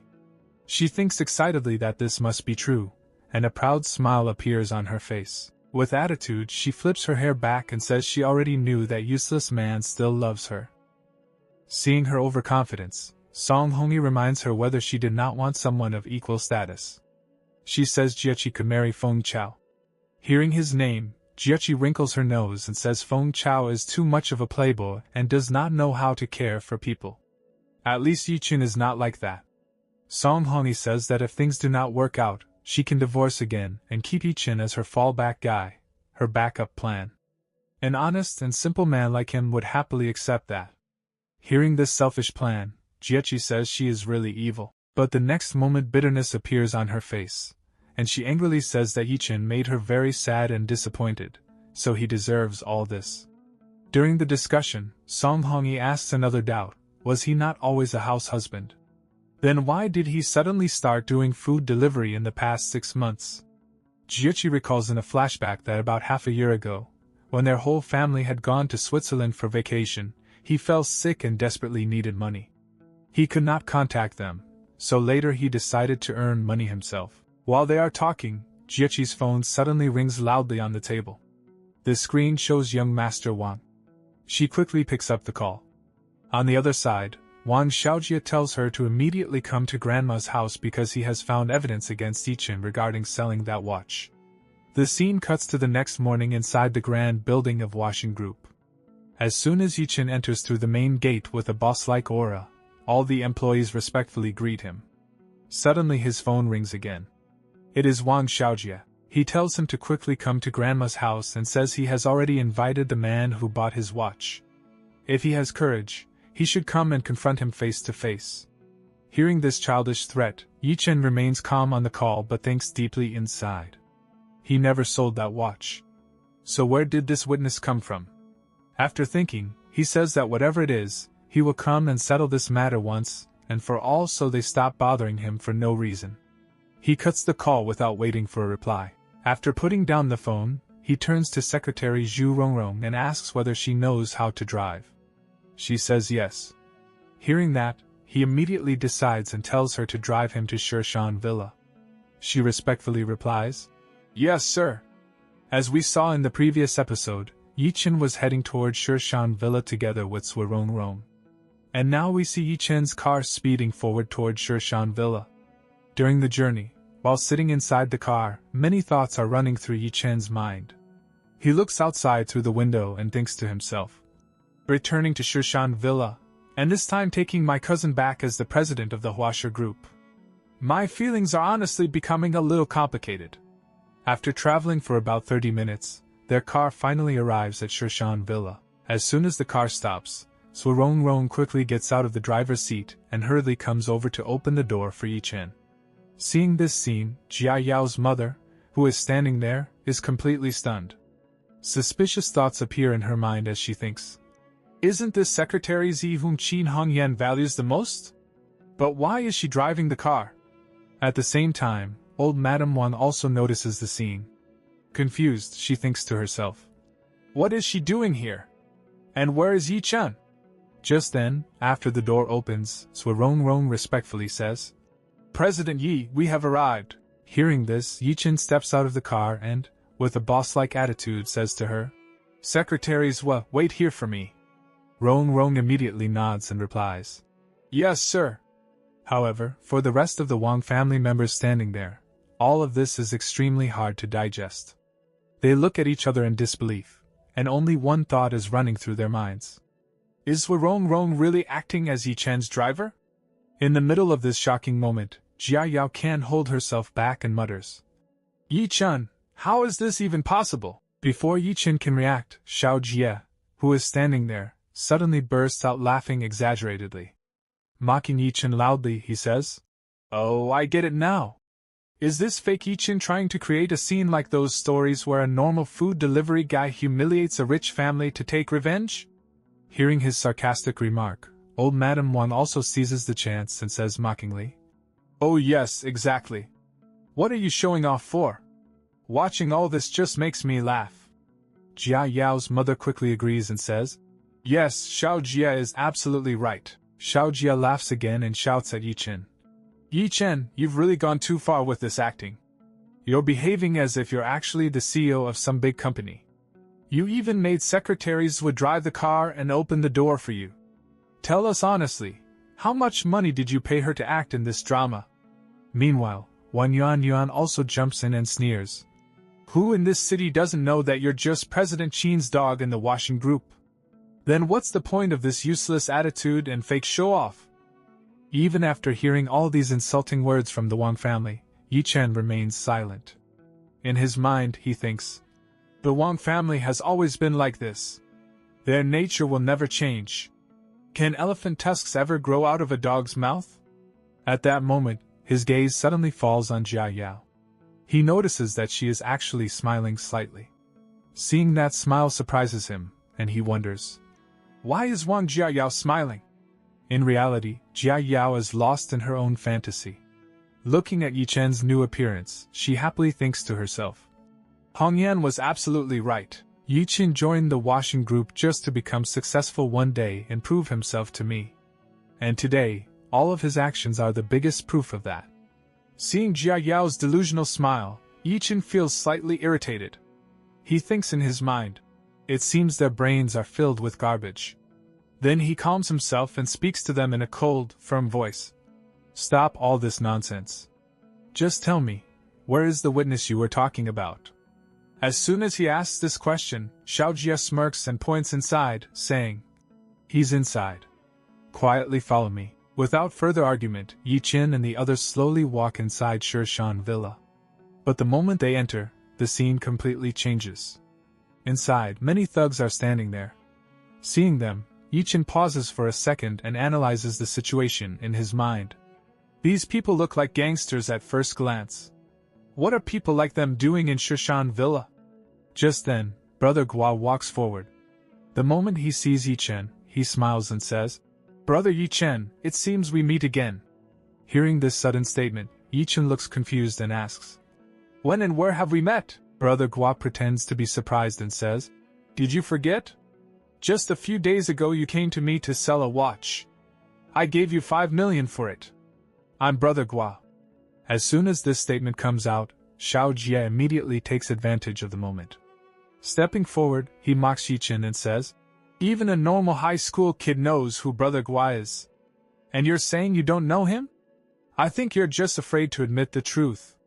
You were the one who sold that watch to Brother Gua, and now you're pretending not to recognize him. Hearing this nonsense accusation, Ye Chen confidently replies, Wang Xiao Jie, so this is the witness you brought? I have to admit, it perfectly suits your style. Hearing this, Xiao Jie completely loses his temper and shouts angrily, what nonsense are you talking about? It's obvious you stole that watch. At the same time, old Madame Wang's anger also explodes. She shouts, Ye Chen! You stole from the Wang family, and you still have the audacity to argue in front of us? The atmosphere becomes extremely tense, but Ye Chen calmly says, Old Madame Wang, I came here today only to clarify things. I never took your family's watch. Hearing this, old Madame Wang becomes even angrier. She immediately takes out the watch and shows it to everyone, saying, then explain this. How did this watch end up in Brother Gua's hands? This is a global limited edition watch, and every watch has its own exclusive mark. There is absolutely no chance of a mistake. At that moment, Brother Gua steps forward and points at Ye Chen, saying confidently, Brother, you're the one who came to sell me this watch. You even said you'd use the money to book a room at the West Lake Hotel Presidential Suite for a week. If you didn't take the 5 million, then tell me, where did you get the money to book that room? While saying this, Brother Gua is secretly very pleased with himself. A sly smile appears on his face as he thinks, we already rehearsed all these lines. Ye Chen won't be able to deny it no matter what. But after hearing this fabricated story, Ye Chen looks at all of them with a serious expression and says, at first, I wanted to deal with all of you as an ordinary person. But I never expected that in return I would only receive your mockery and insults. Fine, then I'll reveal everything. With a powerful and confident voice, he declares, I am the president of Huasha Group. His voice carries authority and confidence as he continues loudly, I'm a billionaire. Isn't that reason enough? Hearing such a shocking truth, the entire place falls silent for a second. Everyone stares at him in disbelief. But the next moment, the silence bursts into loud laughter. Everyone starts laughing hysterically. Meanwhile, Xiao Jie, struggling to stop laughing, mocks him and says, what do you think, you're Wang Duo? You literally copied the lines from the movie The Richest Man in Tomato City. I can't stop laughing. Hearing this reference, Ye Chen becomes confused, because he has no idea what they are talking about. He asks, what is the richest man in Tomato City? Seeing his innocent confusion, Wang Yuan steps forward with a proud smile and says sarcastically, why do you love pretending to be rich so much? If you were really the president of Washing Group, Forget my sister marrying you. I would happily become your second wife myself. My sister and I would take turns serving you. Right after her mocking words, Brother Gua walks forward and suddenly places his hand on Ye Chen's shoulder. He says, "Brother, stop this useless drama now. Just kneel down, bow your head, and apologize to old Madam and young Master Wang. Don't worry. Old Madam already said she won't send you to jail." Seeing this, Jia Yao also steps forward and says, "Ye Chen, you were my husband for 3 years after all. Our Wang family remembers old relationships. So we won't send you to jail. Even though you already spent millions, you can pay it back later. Just kneel down now and admit your mistake. After that you can leave." Hearing her words, Ye Chen replies firmly, "I didn't do anything wrong, so I won't kneel. And even if I had done something wrong, the Wang family doesn't have the status to make me kneel." Hearing this arrogant response, old Madam Wang and Jia Yao's mother explode with anger. They shout furiously, "Call the police!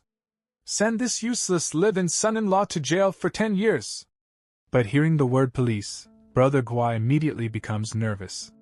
In his mind he thinks, if this reaches the police station, everything will be exposed, so he quickly tries to control the situation and shouts at Ye Chen, "Today you will kneel, whether you want to or not." Then he signals to the thugs behind him and orders, "Brothers, grab him and force him to kneel." Immediately, 2 thugs rush forward and grab Ye Chen from behind. One of them angrily says, "Didn't you hear what Brother Gua said? Get down on your knees." Despite the pressure, Ye Chen remains standing and says calmly, "I already told you, you're not qualified." Then suddenly, Ye Chen slams his elbow hard into one thug, and without wasting a second, he strikes the second thug with another elbow. Both thugs scream in pain and fall to the ground. Seeing his men defeated like this, Brother Gua is shocked, fear and anger appearing on his face. He shouts to the rest, "So he knows a little fighting. Brothers, attack him together." Just as the remaining thugs are about to rush forward, suddenly, old Madam Wang's pet dog runs into the middle of them, barking loudly. The sudden appearance startles the thugs, and they step back nervously.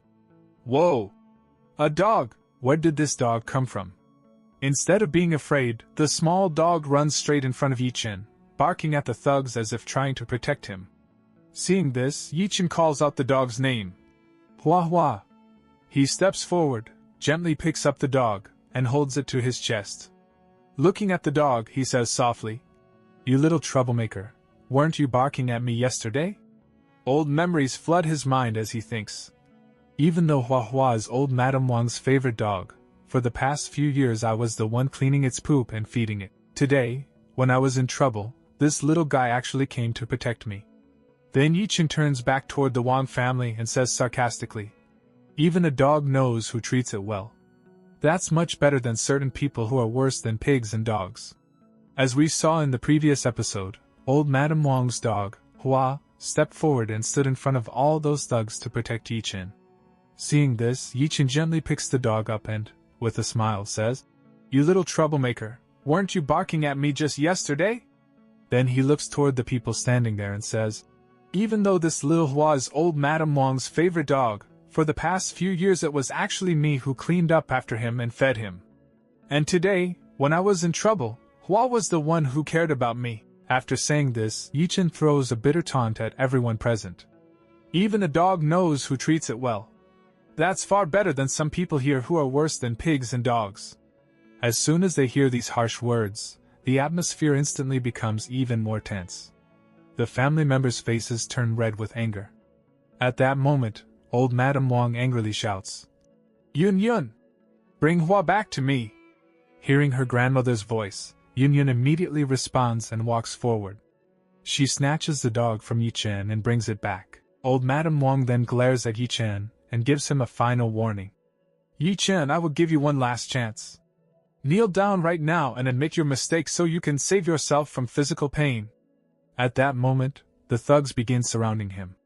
But Ye Chen simply takes off his coat and replies calmly, "Then I'll repeat what I said before, you people are not worthy." Hearing this, the thugs go crazy with anger. They rush toward him with weapons in their hands, shouting, "Die!" Seeing them charging at him, Ye Chen prepares himself for the fight. Soon after, he starts beating them down while thinking to himself. 4 years ago, 1 year before my marriage into the Wang family, the family arranged a battlefield trial for me and sent me to Syria for a whole year. He continues thinking. Compared to ordinary people, these guys might be considered professionals. But for someone like me, who survived on the battlefield and spent an entire year surrounded by blood and corpses, this is nothing more than child's play. In the blink of an eye, Ye Chen brutally beats all of them down and throws them to the ground. The thugs lie there groaning in pain. But the fight isn't over yet. Suddenly, a tall and bulky thug shouts angrily from behind and grabs Ye Chen tightly with all his strength. Seeing this, another thug standing in front becomes excited and shouts, "Hold him tight! I'm going to cut the tendon in his arm." Brother Gua then angrily says to Ye Chen, "Brat, you dared to hurt my men. Today I'll cripple you." But in the very next moment, the situation completely reverses. Ye Chen suddenly breaks free and launches a counterattack on the thug. Then he starts beating the other thug as well. Seeing this intense fight and Ye Chen's terrifying strength, Yuan's eyes widen in shock. She screams in fear. "Oh my God! How can one person's fighting ability be this terrifying?" Meanwhile, old Madame Wang, seeing this scene, starts muttering in shock.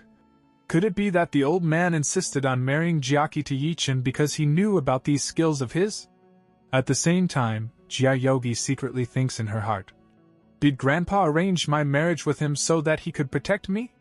No. She quickly tries to convince herself.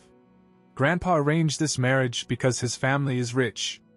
Besides, this is a peaceful era, and the Wang family has no enemies. Amid this tense atmosphere, Ji Chang suddenly laughs and says to Jia Yao's father, "Dad really found a strange specimen for your Jiaki. Good thing I refused at that time." Hearing this, Jia Yao's father looks surprised. "Huh!" Ji Chang then smiles and says, "Do you think Dad originally fixed Ye Chen and Jiaki's marriage first?" "Wrong. Dad actually came to me first." Hearing this, Jia Yao's mother asks in shock, "Big brother, what did you say?" At this moment, the story shifts into a flashback. Grandpa was saying to Ji Chang, "Ji Chang, right now we have found a very rare, top-quality son-in-law candidate. Are you willing to arrange Yuan's marriage a few years earlier?" Back in the present, Ji Chang reveals the truth to everyone. "When I found out that he was just a rural loser like Ye Chen, I refused on the spot. I said Yuan was still too young. And only after that was Ye Chen's marriage arranged with your Jiaki." Hearing all this, Xiaoji starts laughing loudly and mocks.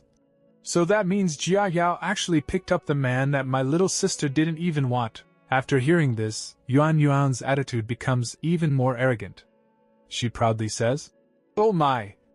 Grandpa must have lost his mind to even think about marrying me to Ye Chen. He only knows how to fight and nothing else. I have zero interest in violent men like him." Then she smiles and mocks Jia Yao. "Luckily I was too young back then and escaped a huge disaster. Big sister, you should enjoy your good fortune now." After hearing all these words, Jia Yao quietly stands there without saying anything. Watching this scene while beating up the thugs, Ye Chen thinks to himself, "I never expected that there was such a story behind all of this." And while standing there, his mind drifts back to memories from 3 years ago. 3 years ago, when I returned from my battlefield trial, after seeing blood and corpses every single day, I was truly longing for love and a family. At that time, the moment I saw Wang Jiayao, I fell in love with her at first sight.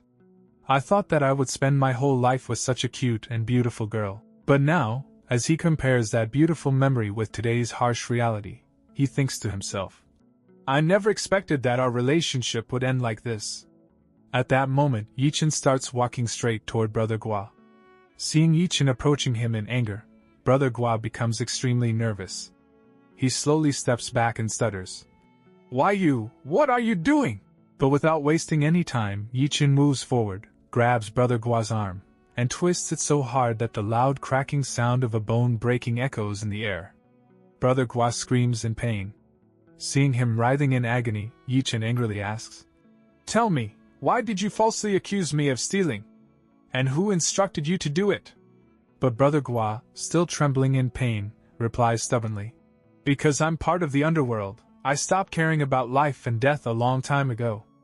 If you've got the guts, then kill me, but let me remind you, if you go against me, you'll definitely regret it. Watching this scene, Xiao Jie, who is standing nearby, becomes terrified. He realizes that if Ye Chen makes this thug confess the truth, all his secrets will be exposed. Nervously, he thinks, if Ye Chen forces him to spill the truth, I'll be in huge trouble. As soon as this fear hits him, he suddenly shouts loudly, Ye Chen, stop. Do you really want to kill someone in front of Grandma? Hearing Xiao Jie's voice, Ye Chen stops. He turns toward the Wang family and says in a serious tone, I'll say this one more time. I have never stolen anything from the Wang family. If you have any evidence, you can call the police right now and have me arrested. But don't ever say again that not calling the police is for my own good, or that you can't bear to see me go to jail. After saying this, Ye Chen begins walking toward the exit. Suddenly, Hua the dog runs over and grabs Ye Chen's leg. Ye Chen bends down and gently picks up the dog. Looking at Hua, he smiles and thinks to himself, Hua, in my eyes, the only thing in the Wang family worth stealing is you. Then he softly says to the dog, I won't be living here anymore, so don't be picky about your food. After that, he places the dog back on the ground. And with that, Ye Chen finally leaves the Wang family's house. As soon as he walks out the door, Xiao Jie nervously asks Ji Chang, Dad, are we really just going to let him leave like that? Hearing this, Ji Chang takes a deep breath and helplessly replies, No one here can defeat him. We'll have to use other methods to deal with him later. A short while later, the thugs lying on the ground slowly start getting up while groaning in pain. Seeing them stand, Xiao Jie thinks nervously, Today we seriously offended Brother Gua. We'll have to appease him properly. He cautiously walks forward and asks, Brother Gua, are you all right? But the moment Brother Gua hears his voice, he becomes furious. He suddenly grabs Xiao Jie by the collar and shouts in his face, You brat! What kind of monster did you bring for me to deal with? You'll have to pay another 1 million to cover my brother's medical expenses. Even after hearing this huge demand, Xiao Jie immediately replies, Money isn't a problem, as long as you teach Ye Chen a brutal lesson, and if possible, kill him. Hearing this deal, Brother Gua finally calms down a little. As he gets into the car with his men, he says, Fine. I'll definitely settle this matter with Ye Chen. I'm in a hurry right now, so I'm leaving. While driving away, Brother Gua angrily mutters to himself, Today Ye Chen humiliated me in front of everyone, and even broke my arm. I will definitely take revenge for this. With this burning desire for revenge, the scene shifts. We arrive directly at a luxurious conference room inside the Huaxing Group. Here, Ye Chen is sitting in the boss's chair, with Qin Hongyan and the other board members seated nearby. Leading the meeting, Ye Chen announces, Since everyone agrees, from now on we will officially begin cooperation with Dingqing Real Estate. Then he turns toward Qin Hongyan and orders, Hongyan, inform the Wang family, I mean Dingqing Real Estate, to send someone here so they can explain the project plans to me in detail. I also want to inspect their preparations. Upon hearing the order, Qin Hongyan immediately replies, Yes, I'll notify them right away. After the meeting ends, the story shifts once again to Shishan Villa. Here, Ji Chang looks extremely excited and happy.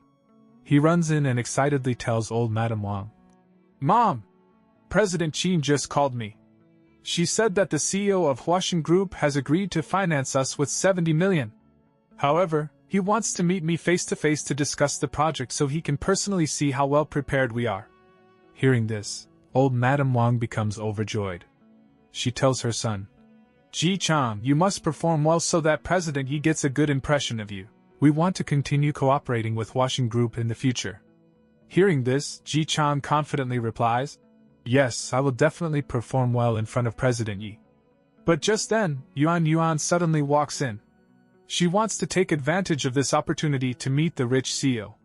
Stopping her father, she asks, Dad, can I come with you too?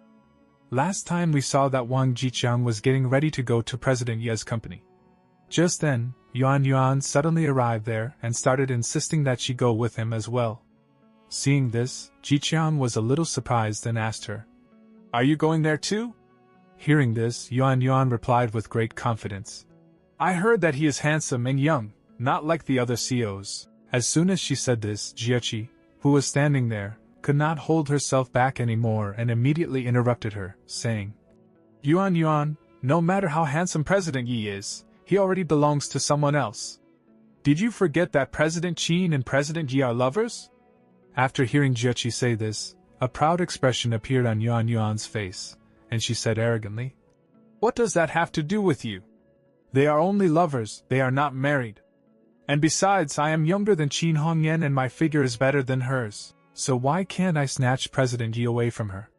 Seeing Yuan's overconfidence, her brother Xiao Jie, who was standing there, immediately stepped forward and supported his sister. That's absolutely right. I support my sister. During this argument, old Madame Wang also sided with Yuan's thinking and said, Yuan's thinking is absolutely correct. In this world, capable men are very rare. If you want to obtain them, you have to fight for them. Yuan, this time you will go to Huashan Group with your father to meet President Yi. The moment Yuan heard such permission from her grandmother, she jumped with happiness, and quickly thanked her, saying, Ah, really? Thank you, Grandma. May Grandma live a long life. Seeing all this, Jiechi, who was standing on the other side, started thinking to herself. The idea of the first-class private residence project was first given by me. But Grandma gave the responsibility of it to Uncle's family. She could not tolerate this unfairness, so she immediately spoke up and said, I also want to go. The moment she said this, Yuan immediately mocked her and said, Sister Jiechi, you are already a divorced woman. Do you really think President Yi would even look at a woman who is going to marry for the second time? During this harsh remark, their grandmother also supported Yuan and said while looking at Jiechi, Yuan is absolutely right. Even if you are more beautiful, I have already decided to match President Yi with Yuan. Jiechi, you should just compromise and marry Feng Chao. With all this support, Yuan became even more arrogant. She happily massaged her grandmother's shoulders and assured her, Don't worry, Grandma. I will definitely win President Ye's heart. Hearing all these things made Jiechi so angry that she clenched her fists tightly and thought to herself, It's always like this. Grandma always shows favoritism. About 1 hour later, the scene shifts, and we see the building of Huashan Group. There, Secretary Rong enters President Ye's office and informs him. President Yi, Wang Jiqiang and his daughter have come to meet you. Hearing this, President Yi replied without any special reaction. Let them wait in the reception room. Rong immediately nodded and said, Yes, sir. But just then, President Yi gave another order from behind and said, Oh, and listen, don't serve them tea. After this order, the scene shifts directly to the reception room, where Yuan and her father Jiqiang were sitting alone. Yuan was wearing a very tight blue qipao dress with a high slit, and she looked a little uncomfortable in it. She asked her father, Dad, why did you make me wear this qipao? Except for the slit on the leg, it is tight everywhere. Hearing this, Jiqiang explained to her, You don't understand. If you wear very revealing clothes in the first meeting, President Yi will look down on you. He will think you are a cheap woman who does not care about her dignity. Your goal is to marry into the Yi family, not to become President Ye's lover or mistress. You must present yourself as classy. Only then will President Yi understand your value. After understanding her father's long strategy, a smile appeared on Yuan's lips and she said, Thank you, Dad. I will definitely snatch President Yi away from Qin Hongyan. At the same time, Jiqiang started thinking greedily in his mind. If Yuan manages to win President Ye's heart, then the position of the head of the Wang family will be mine. While they were thinking about all this, more than 10 minutes passed, but no one had even offered them a glass of water. Yuan said irritably, Why haven't they even given us a cup of tea yet? Is Huashan Group's hospitality this bad? In anger, she stepped forward and called out to Secretary Rong. Secretary Rong, bring us 2 cups of tea. I want black tea. Rong calmly replied. Okay, please wait a moment. But another 10 minutes passed, and nothing happened. After waiting for so long, Yuan's anger reached the sky and she shouted loudly. I'm really getting angry. That secretary still hasn't brought the tea. Seeing her behavior, Jiqiang quickly calmed her down and said, Once you become President Ye's wife, you can fire her directly. Don't get angry right now. President Ye may come in at any moment. Hearing her father's words, Yuan calmed down a little and immediately adjusted her clothes. Then she sat straight like a queen with a calm and elegant posture. But their waiting still did not end. Another half-hour passed, and now Yuan's entire body was exhausted. Wearing that tight dress, she collapsed onto the sofa and said while breathing heavily, "Dad, I can't tolerate this anymore. Sitting like a refined and elegant lady is really tiring. Why hasn't President Yi arrived yet?" Seeing her condition and after such a long wait, Ji Qiang's face also became tense, and he said, "It seems President Yi doesn't value us at all. He made us wait for a whole hour." But before he could even finish his sentence, suddenly the door of the reception room opened with a click, and the moment it opened, Ye Chen walked in. Seeing Ye Chen appear there so suddenly, both Ji Qiang and Yuan were stunned and froze in their places. Ye Chen first looked at Yuan, who was lying across the sofa casually, and seeing her posture, he mocked her and said, "Sister Yuan, I know that at home you stay very relaxed and casual, but do you behave like this even outside? Didn't your father tell you that sitting like this in front of others is considered rude?" Just then Ye Chen's eyes fell on her tight qipao dress, and looking at her from head to toe he said, "You're wearing a qipao. In these 3 years this is the first time I've seen you wearing one. I didn't expect that there was still a little bit of Jiannan elegance left in you." Hearing Ye Chen's sudden appearance and his comments, Yuan quickly sat straight and said angrily, "Ye Chen, I didn't wear this qipao for you, so stop having any misunderstandings about me. You weren't even worthy of a woman like Wang Jia, so how could you possibly be worthy of me?" Hearing this, Ye Chen replied, "You misunderstood, I was just saying." But before he could finish speaking, Ji Qiang interrupted and said, "You are just a mere bodyguard. What are you doing here upstairs? Where is President Yi?" Hearing all these words from the father and daughter, Ye Chen took a deep breath in his mind and thought, "These two still cannot believe that I am the real manager of Huaxin Group." So he brought the conversation directly to the point and said, "You two came here to talk about the first-class famous residence project, right? Fine, tell me what you want to discuss." But the moment Ji Qiang heard this, he became furious and said, "You are just a cheap bodyguard, a useless man who only knows how to fight. Do you even understand anything about these big projects? Do you know the B of business?" After hearing such continuous insults, Ye Chen's patience also started running out, and he looked at them coldly and said, "So you mean you don't want to talk about it? Fine, as you wish. I'm leaving." As soon as Ye Chen turned toward the door, Yuan suddenly ran after him and grabbed his hand to stop him, and in a slightly hurried voice she said, "Wait a minute, Ye Chen. Don't go yet. I need to ask you something important." Then she asked him, "You have been Qin Hongyan's bodyguard for the last 2 days, right? So you must know very well about the romance and affair between Qin Hongyan and President Yi." Ye Chen didn't understand why this girl had suddenly turned into a gossip ant, but he casually replied, "Yes, I know a little about it." The moment Yuan heard this, she became extremely excited and immediately asked, "Ben, can you tell me how intimate their relationship really is? Do they stay together at night? Do they sleep at President Ye's house, or at Qin Hongyan's house?" Hearing this endless chain of ridiculous questions, Ye Chen felt a little annoyed and thought to himself, "This Wang Yuan really has a big mouth. She can spread anything like wildfire. Why not use her big mouth to completely destroy the rumors between me and Qin Hongyan?" After thinking for a few seconds, Ye Chen kept a straight face and lied. "They already broke up." The moment Yuan and Ji Qiang heard the word breakup, their eyes widened in shock. But the very next moment their shock turned into celebration. Ji Qiang started laughing loudly and shouted, "They broke up! God is really helping me. Heaven is truly blessing our Wang family. This is great news." On the other side, Yuan was also extremely happy and started dancing excitedly as she said, "A breakup? Nothing could be better than this." Seeing the father and daughter celebrating like crazy, Ye Chen looked at them strangely and asked, "Why are you two so happy after hearing about their breakup? What's so funny about it?" At this moment Yuan sat back on the sofa like a queen, with a smile on her face, and said to Ye Chen, "Ye Chen, oh no, calling you little you wouldn't sound right either, because President Ye's surname is also Yi. So I'll call you Little Chen."